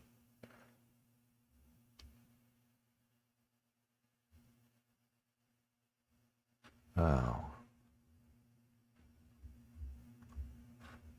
Yeah, Jews rape kids sign.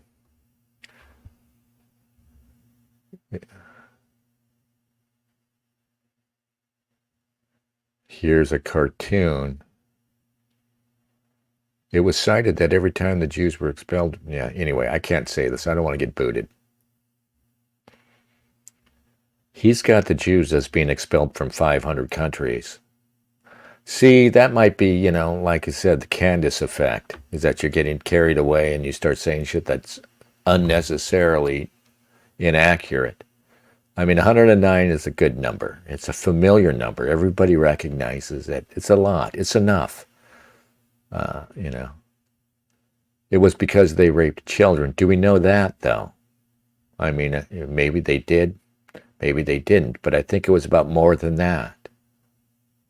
Jews killed 30 million people prior to World War II. Well, we know that. If we count the Bolsheviks, we have to say that. I mean, their body count is far higher. Anyway. Okay, Patrick Little. This is from 2018. Yeah, he sure got the ADL's attention. But we abhor anti-Semitism. We just say, cool it with the anti-Semitism. Okay, guys?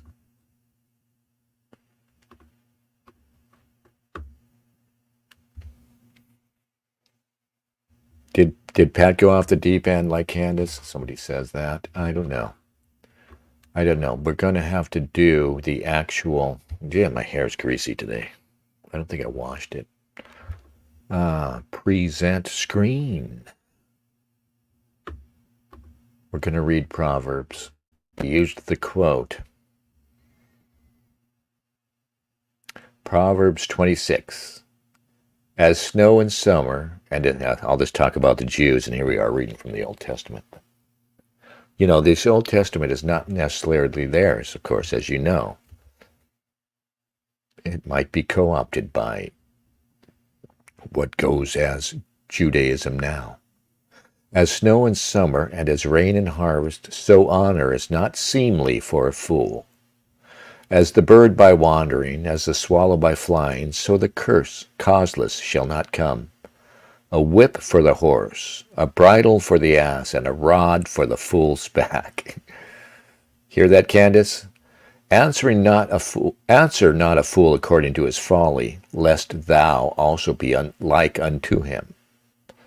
Answer a fool according to his folly, lest he be wise in his own conceit. He that sendeth a message by the hand of a fool cutteth off the feet and drinketh damage. The legs of the lame are not equal, so is a parable in the mouth of fools. As he that bindeth a stone in a sling, so is he that giveth honor to a fool. Some of these don't make sense to me. As a thorn goeth up into the hand of a drunkard, so is a parable in the mouths of fools.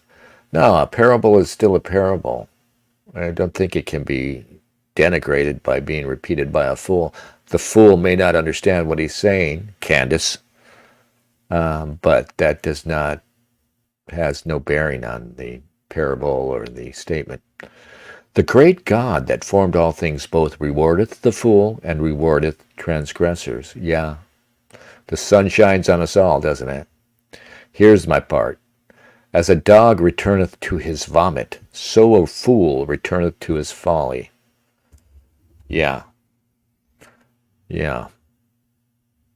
And Trump is folly. Seest thou a man wise in his own conceit? There is more hope of a fool than of him. The slothful man saith, there is a lion in the way. A lion is in the streets. I have no idea what they're getting at there. Does the slothful man make up the lion? Is that the idea? As the door turneth upon his hinges, so doth the slothful upon his bed. Okay. The slothful hideth his hand in his bosom. It grieveth him to bring it again to his mouth.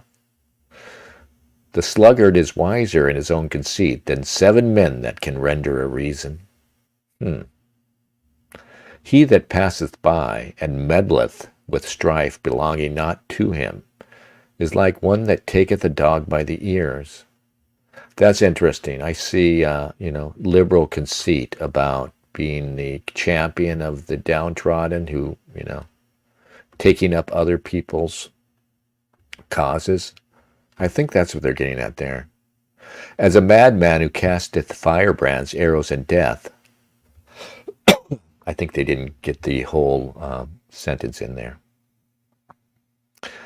So is the man that deceiveth his neighbor and saith, am not I in sport? Where no wood is, there the fire goeth out. So where there is no talebearer, the strife ceaseth. by talebearer, I take it he means liar. If there's no deception, the strife ends, I think. The deception, the tale, is the fuel for the strife, okay? As coals are to burning coals, and wood to fire, so is a contentious man to kindle strife. Or a contentious people who just can't fucking chill out and stop fucking things up. Anybody? Anybody? The words of a talebearer are as wounds, and they go down into the innermost parts of the belly. Burning lips and a wicked heart are like potsherd, covered with silver dross. He that hateth dissembleth with his lips, and layeth up deceit within him. When he speaketh fair, believe him not, for there are 7 abominations in his heart. Whose hatred is covered by deceit, his wickedness shall be shown before the whole congregation. Whoso diggeth a pit shall fall therein, and he that rolleth the stone, it will return upon him.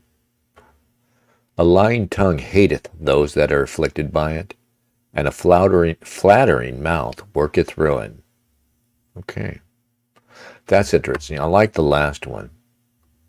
A lying tongue hateth those that are afflicted by it. Yeah.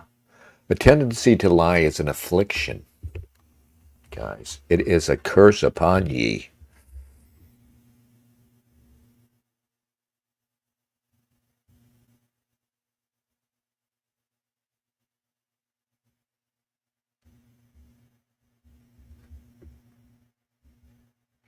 Tom Anderson says, once the nerds finally split apart quarks and neutrinos and all that stuff, they will find only clowns. I think that's in the, I think that's one of the parables that, it's Apocrypha. It was left out.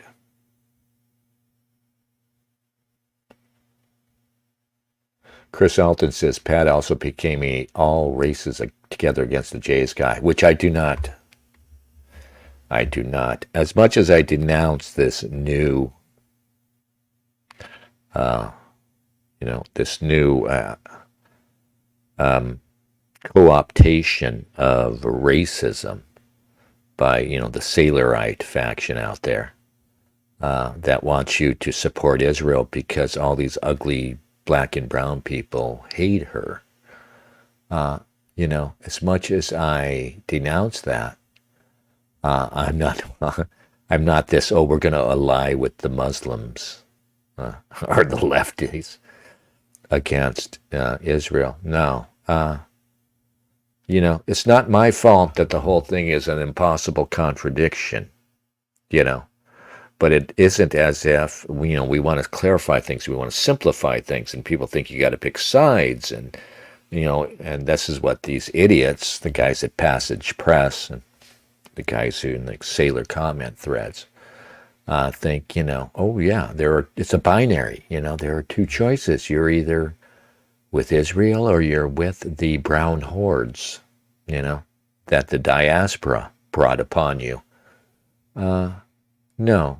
Well, there's, they're both my enemy, and if I see one enemy destroying another or causing problems for another, I may want to encourage that for a time before I deal with the, one or other of these 2 parties. But no, I mean, we're too damn good. That's too much a Christian white way of looking at things. You have to be consistent. You have to be right. You have to be morally right.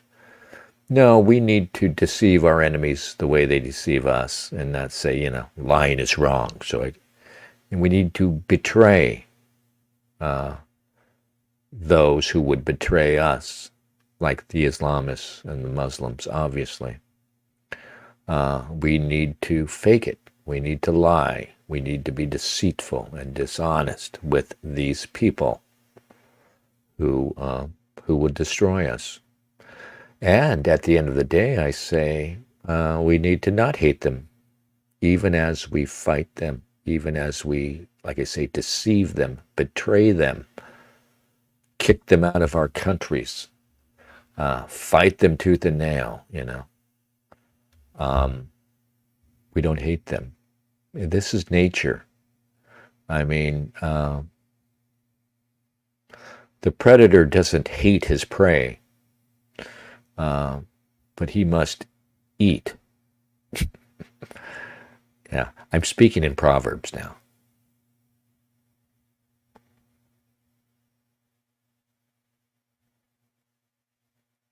Tom Anderson says, Gage is right on the money. Lucas, yeah, I think Lucas for a time flirted with this alliance with these people, and now he's denouncing them. Yeah, we stand apart from it all. That's what I say. And there's no allying with them. Let them go to work. Let this coalition of lefty lunatics and Muslims, I won't call them Muslim fanatics because they're right on Gaza. At least they're defending their co-ethnics. We're not. At least we're not effectively. You know what I mean? We should be taking to the streets. We should have taken to the streets in defense of South Africa and in defense of Rhodesia. Repeatedly, there have been situations where we should have taken to the streets to defend our co-ethnics, other white people who are being slaughtered or displaced abroad. We didn't speak up for them, and now they've come for us. It's like that stupid old cliche about first they came for the boar, right? And when they came for me, there was nobody to help me. There was nobody to stand up for me.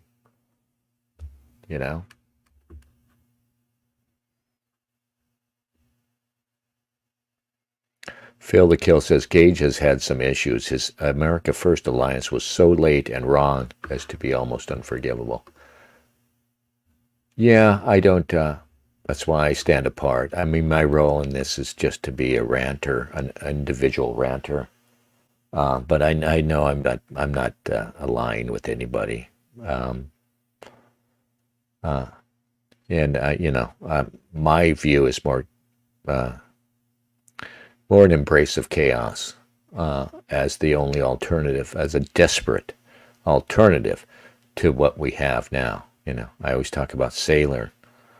And what makes me, what I really hate about him is that he has seemed, and a lot of people are like this, he seems to have made this decision that there's only so far he's going to go to oppose things, but if his tepid little ideas don't take, okay, I tried, and then, it's just, let's give in to it.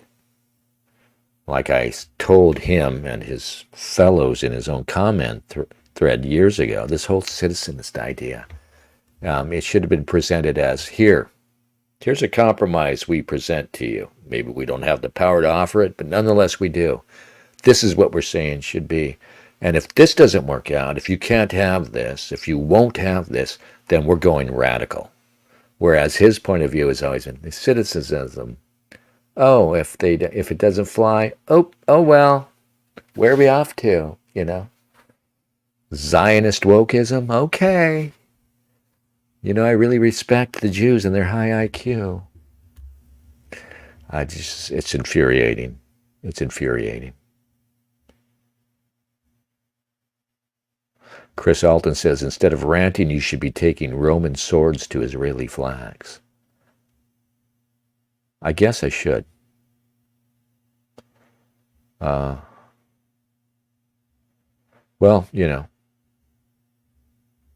I could do that. That would be pretty LARPy, though, if I actually did that. What he did want for this broadcast, I've decided to give in to the whole AI thing. I want AI-generated images because realize, you can get some pretty cool stuff.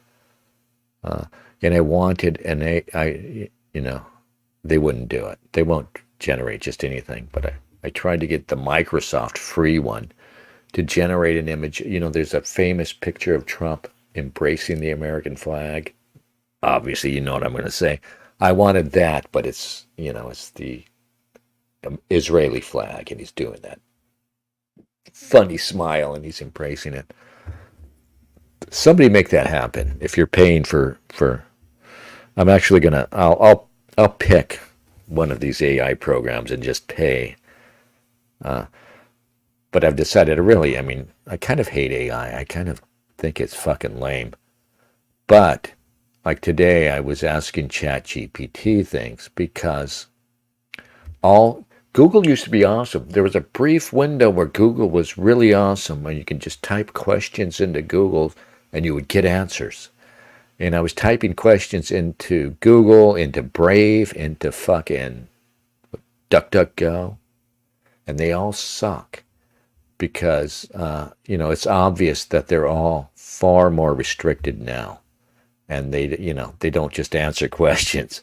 So the only reason to have AI is to do what Google used to do for you.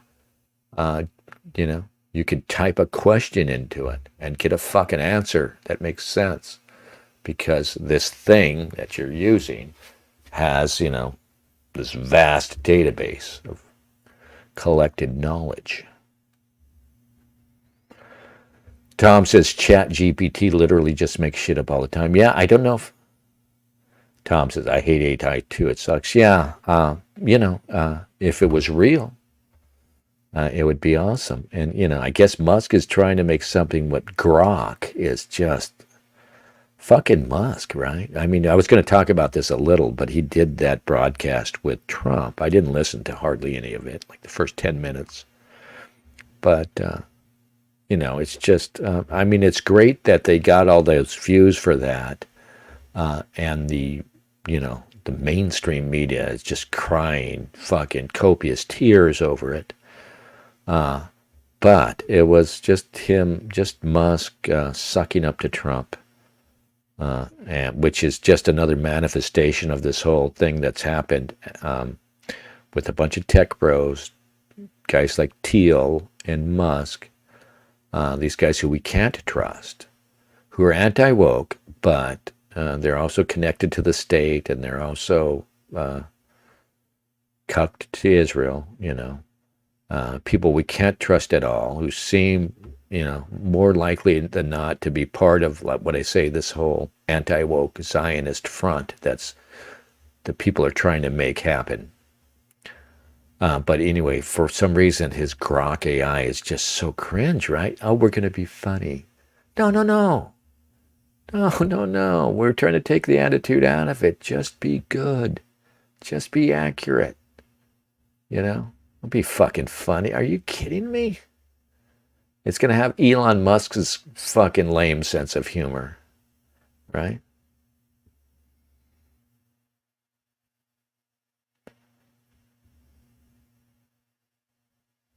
Got to do more, says both Musk and Trump. 2 steps forward, 1 back, but I'll take what we can get.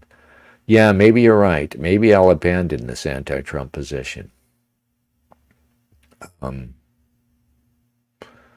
But, he's giving you less and less reasons. There's the Zionism. Okay, maybe I can accept it. Maybe I could accept it if he was really going to do everything else. If he was really going to tackle wokeness and defund it, right? This thing needs money. Ron DeSantis, give him credit for going after it, taking away, starving it in Florida. That should be happening nationwide. And if he could go, and if he could genuinely keep immigration under control, build the wall, send people back, that might make his Zionism palatable somehow. Though it probably wouldn't, because his Zionism, right, it's leading us into war, World War III.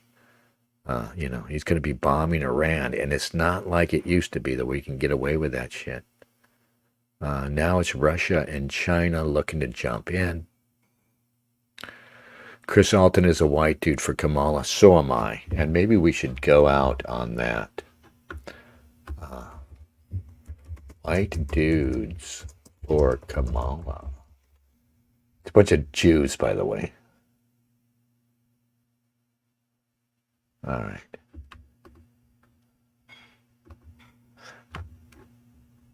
It's so sad that this guy, the dude, what's his name, is one.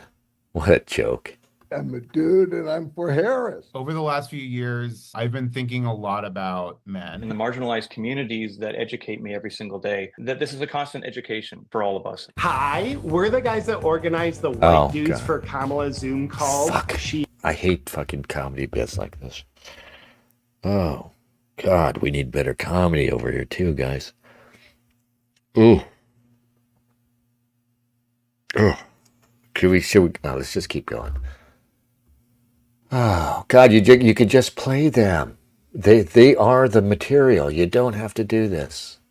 You don't have to do this. You don't have to do this Babylon Bee shit. You could just play the fucking... In fact, I'm going to go back and find the real... Let's try this one. It's a mix. Maybe it's... Tim Waltz is our guy. Fuck. Who doesn't like to enjoy a little... Shut the fuck semen? up. No, shut up. See? Oh, God. Shut the fuck up. Shut the fuck up. Oh, my God. Oh, look. Ben Shapiro's going to do it. Come on. Where's the... Just give me the raw feed, man.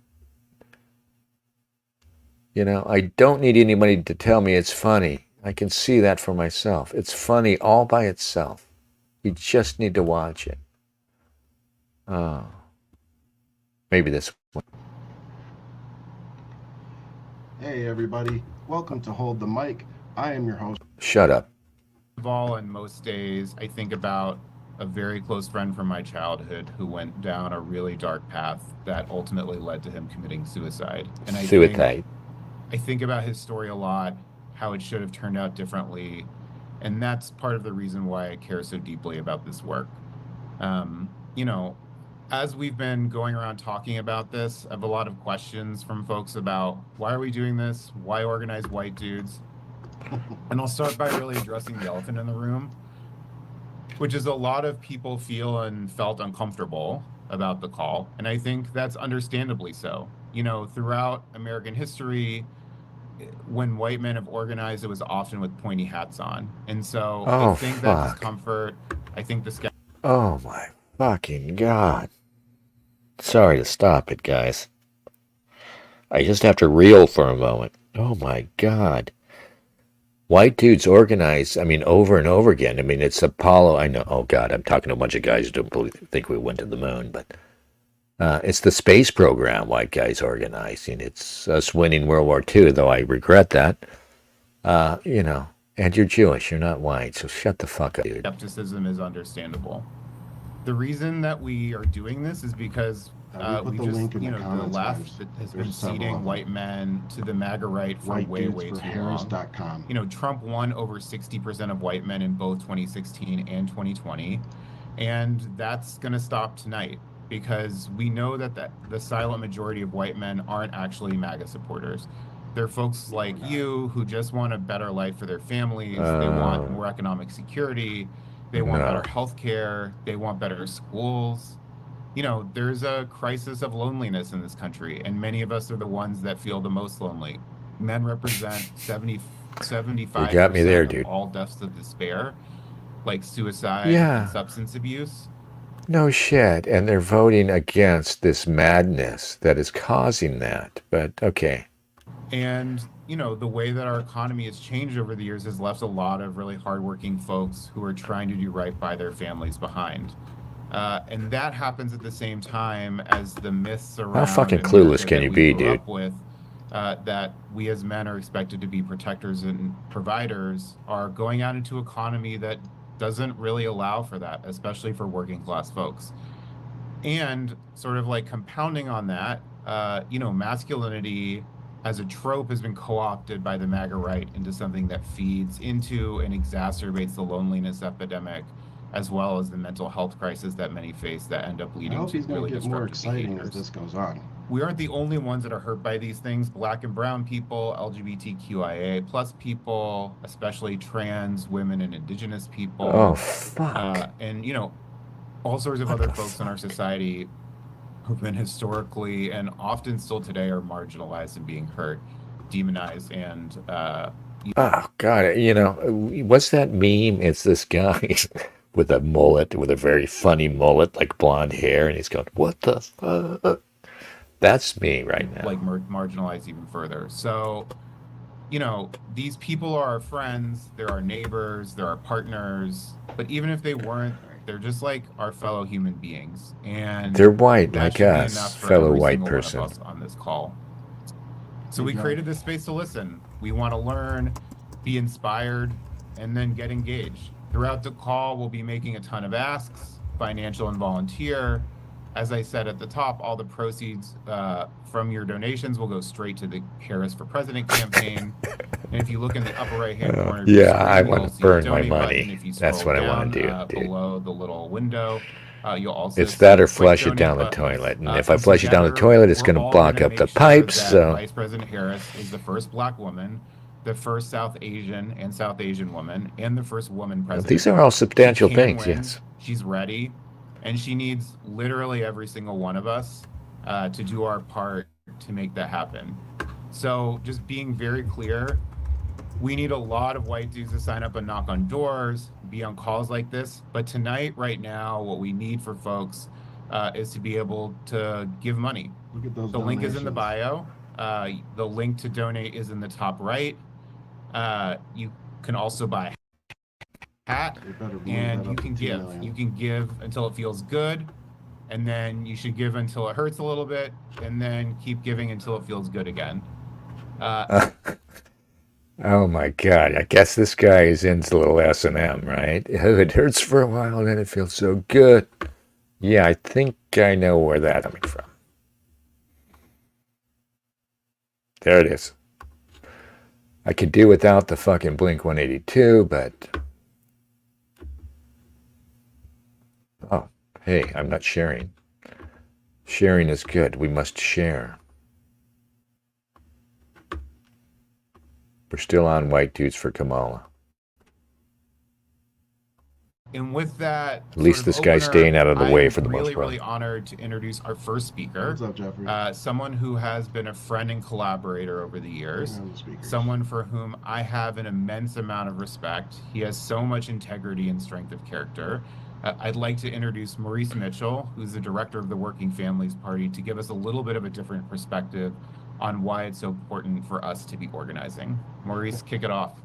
Oh. Thank you. Magic Thank you so Negro. much, Ross. And good evening. Enlightened us. I'm Maurice Mitchell. I'm the National Director of the Working Families Party.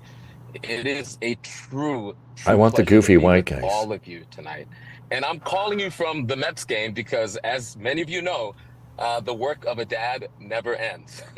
And I want to address the obvious. I'm not sure if you've noticed, but I am not a white man. Yet, here I am, opening up the White Dudes for Kamala call, and strangers. Yeah, it's a great sacrifice you're making. Things have happened, but let me explain why I'm on this call. At the Working Families Party, we believe in this crazy idea that in a democracy, the people should govern, not the wealthy and well-connected, and that means being in. That's why we're for this totally fake candidate that the wealthy donors of the Democratic Party are installing. See, fuck even Trump for all of his obvious flaws. It has a genuine grassroots support out there, right? There are people, lots of them out here. They may be delusional, but they want to vote for Trump. Holy fuck, dude. Yeah. Try and think like a white guy. I know you're not white, but, try to rise. Pick your game up. Dialogue with people just like you, and I represent millions of our members who come from all ethnicities, including a lot of white dudes. And being from Long Island, I grew up, I befriended. Shut up. I just haven't. I encourage you to do we what know Mo where said, that's which is going. slam the There's donate nothing or there. volunteer button. We've already raised about $1 million. Who is this since we've asshole? been on this call, which is absolutely crazy. Let's see if we can get to 1.5 million. I like the comments. Let's do it as soon as we can. Up next, we have another speaker, and when we found out that this next dude was joining, our organizing team collectively all kind of lost their minds. He's won or been nominated for Academy Golden Globe, Screen Actors Guild, BAFTA, Emmy Awards. But even if he never won anything, you'd still be excited as hell because you know him, you love him. No, we wouldn't know who the fuck he is if. Oh, Jeff Bridges. It's muted. Hey, man. Unmute my. You're muted, man. Sir. I can't. This is sad. Myself, but that's okay. We can hear you. Oh yeah. Okay. Great. Do you realize what a man's man Jeff Bridges' dad was? Right, Jeff Bridges of the old, was it Sea Hunt? I forget what his name was. Lloyd Bridges, right? Old school from the 50s, sort of man's man, right? And here his son is just totally fucking disgracing the name. Right. Okay. Good. So great to be here, Ross. I gotta laugh because I accepted the invitation. You know, I was brought to the party not so much as being white, and I certainly am, but because I'm a dude. You know. I love it. So a friend sent me this email today with your hat on there, and I said, "Oh, I gotta have one of those. I qualify, man. I'm white. I'm a dude, and I'm for Harris." Yes. Oh, so, fuck. Wonderful to be here, and I dug what you said, Maurice. I don't know, man. If you're just gonna hear. There's going to be nothing left for us to respect or even like if this goes on. Like every person out there who you think, oh, Jeff Bridges, yeah, he's cool. He's been in all these movies I liked. And then here he is, just to take him 5 fucking minutes to destroy all the goodwill he's built up. He doesn't seem to understand that's what's happening either. Fuck. That's really terrific. The fact that you're here, you're a black man here with us white guys. Oh yeah. I had no. Yeah. Gee, thank you. Right. I mean, I know you're probably afraid, right? I mean, when white guys organize, it's pointing hats. Shut the fuck up. No idea that this whole thing that we're up to was based on what? Black women for Harris, right? Yeah, they started it. So it kind of morphed into white men, white dudes. Oh God, damn! And he's not even saying anything. I'm excited, man. I think the fact that Joe has passed the baton so beautifully. Kamala is so beautifully. He didn't. They yanked the baton out of his hand. You fucking moron! Holy fuck! They're leading with this because he's a big star. And he's he probably does smoke as much weed as the dude does. I think he is the dude. This is the late, pathetic end of the dude. Nothing charming about it, man. So certainly our girl, I can see her being president. I'm so excited. A woman president, man. How exciting. That's nothing. That doesn't mean anything, dude. Women's rights. Dude. For that. And for all her stance on the environment. And, does she have a stance? Taking care of our children, all of her leadership on that is her stance on I like her positions, like reverse cowgirl on Willie. That was that was her. Is wonderful. That's her talent. That I can get behind and support.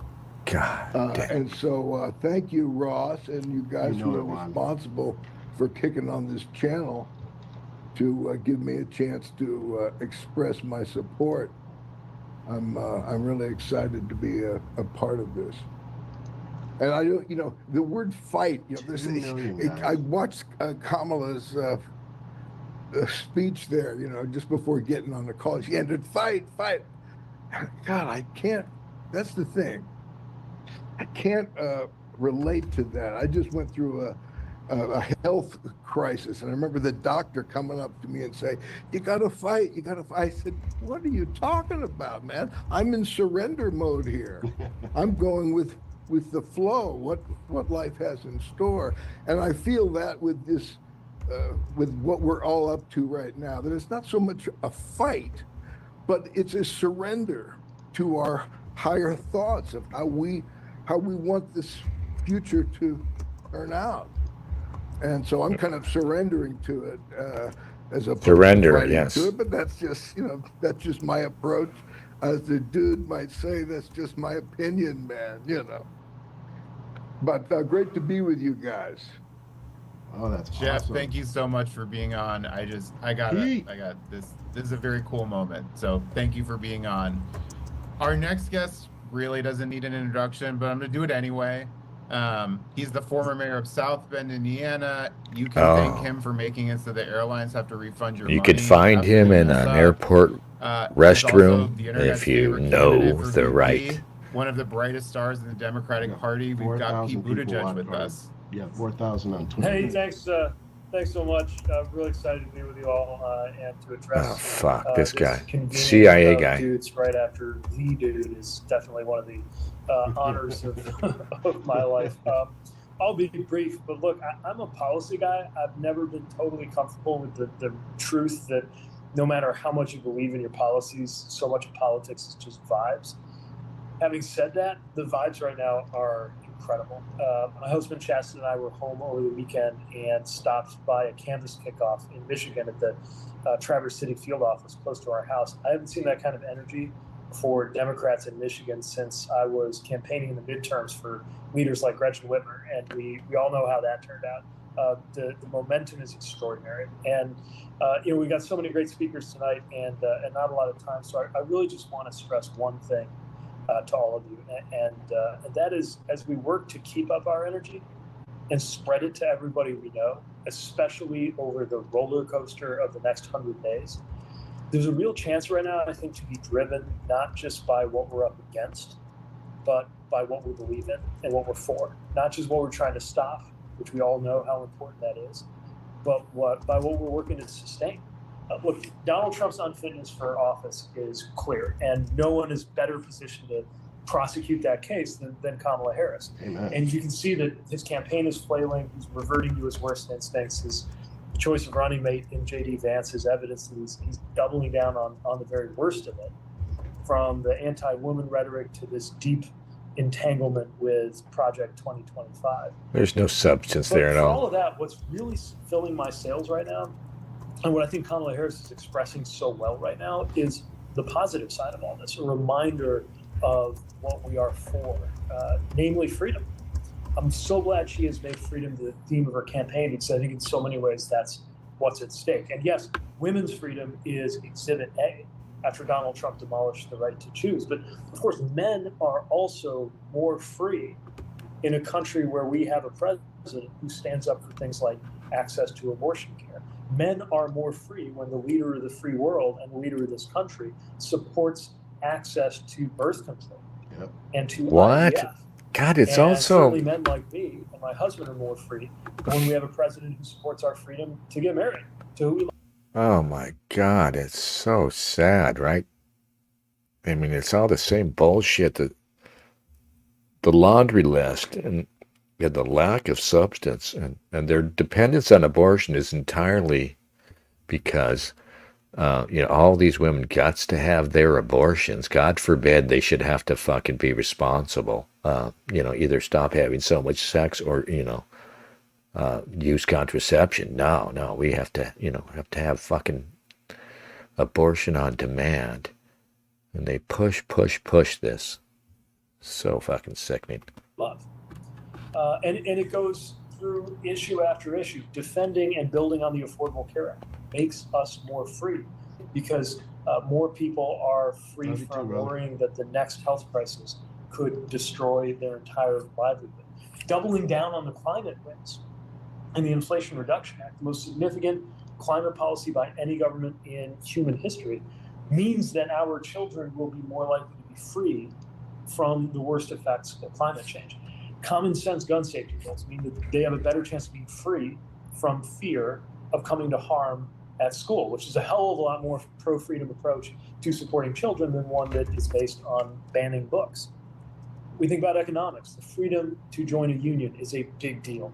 The economic freedoms that come from having good infrastructure and getting good paying jobs building it, that matters a lot.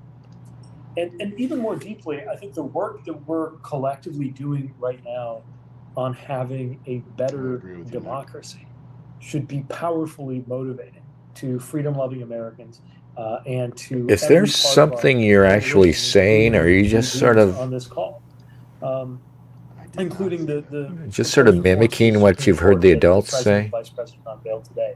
These are things that remind me that we're not just trying to stop our democracy from being undermined, although we're definitely working to do that.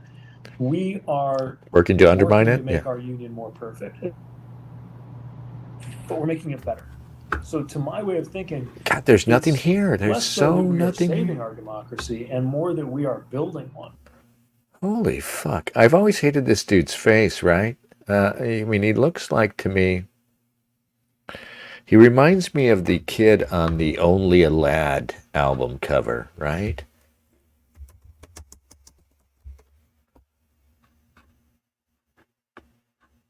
Oingo Boingo's Only a Lad has this sinister looking Boy Scout going like this. That's what he reminds me of. And that's what we're part of. And that's definitely something as a father that I'm excited about being to tell. You're not a fucking father. Kids when they're old enough to ask. Well, maybe it was his sperm. We mingled our sperm together, so we don't know which one of us impregnated the breed mare that we hired. Supporting Kamala Harris is a huge, huge part of that. So thank you to everybody for being. Please stop now. Just fucking stop. All right, I've had enough. Who's this dude? I'm muted too. None of them know. Hi, everybody. I am so honored to be here. Speaking is not the thing I normally do, but to be a part of this incredible conversation is one that I'm really grateful to be part of. Thank you to my friend Roy O'Malley for inviting me, and congratulations on an amazing thing. As a musician, I don't know who this is. I'm going to skip him because I want to see who the dude in the suit is. My life to be able to. Related deaths have decreased by 5%. And with that, I'd like to introduce Governor Roy Cooper. Introduction's too long. Hey guys, welcome from North Carolina. Hey, come for basketball, come for hockey, come for NASCAR, come for golf. We are ready for it. We have the best state in the country. Come for Kamala. And, you're welcome to visit anytime. I'm going to get right to it, guys. Real men respect women. Oh, fuck. Their decisions, their careers, and it's pretty clear that Donald Trump and J.D. Vance don't. Yeah. From Trump's sexual assaults to Vance's misogynistic comments, it's pretty clear that disrespect of women permeates Donald Trump land and MAGA Republicans. Oh, it still works even though. And in fact, it's like that all over the country. In North Carolina, we have a Republican nominee named Mark Robinson, who's running for governor. I'm term limited. Our Democratic nominee is Josh Stein, who's the Attorney General, whom I've endorsed. Donald Trump endorsed Mark Robinson. And in fact, he said publicly that he thought Mark Robinson, who is a black Republican, is better than Martin Luther King Jr. and that he was Martin Luther King. Oh my God, this is so petty and stupid. Every fucking point. Did you know that he doesn't sufficiently revere Martin Luther King? You know, holy fuck. Of course, I'm talking about Bradley Whitford from Handmaid's Tale and Transparent to Billy Madison. This guy only knows how to play iconic roles. But of course, to us, his most iconic role is his Emmy Award-winning role as Deputy Chief of Staff Josh Lyman in The West Wing. He's also oh my God, this guy's horrible. Activist sitting on the board of Let America Vote. He's also worked tirelessly on behalf of so many issues, especially environmental issues. It's my pleasure to introduce one of my favorite actors, Bradley Whitford. What up, Brian? I just want to say what up, man. Thanks for having me on here. What a variety of whiteness we have here. We got the dude, we got Pete. It's like a rainbow of beige. Yeah, I'm what trying to. The fuck was that supposed to be? Thank you for what you said about West Wing. I think, yeah, we're really trying to stay out of The Handmaid's Tale. Look, I have. Oh, God, just shut the fuck up. All right. I know you've had enough. I've had enough. Thank you to this streamer. What's his name?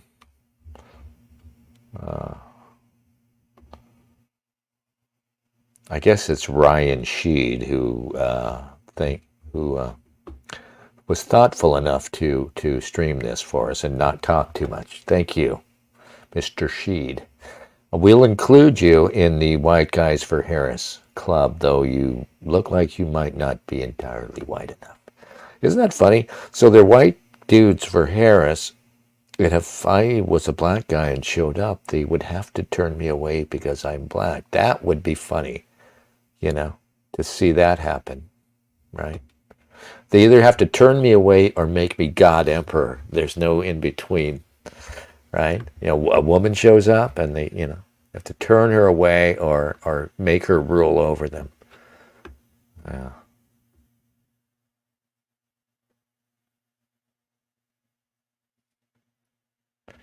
Yeah, okay. Find me an outro song. I need to go home.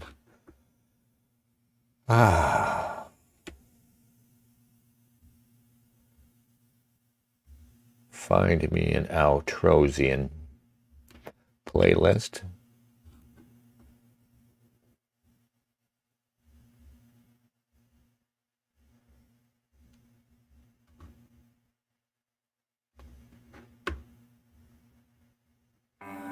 Yeah, this is how I feel right now. This is the deadest bar from Casino versus Japan.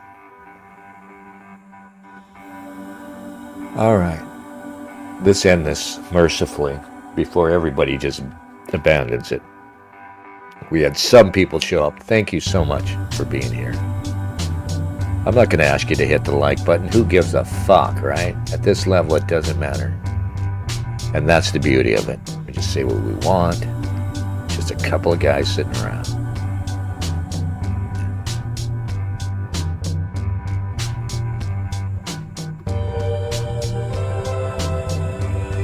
Good night. God bless.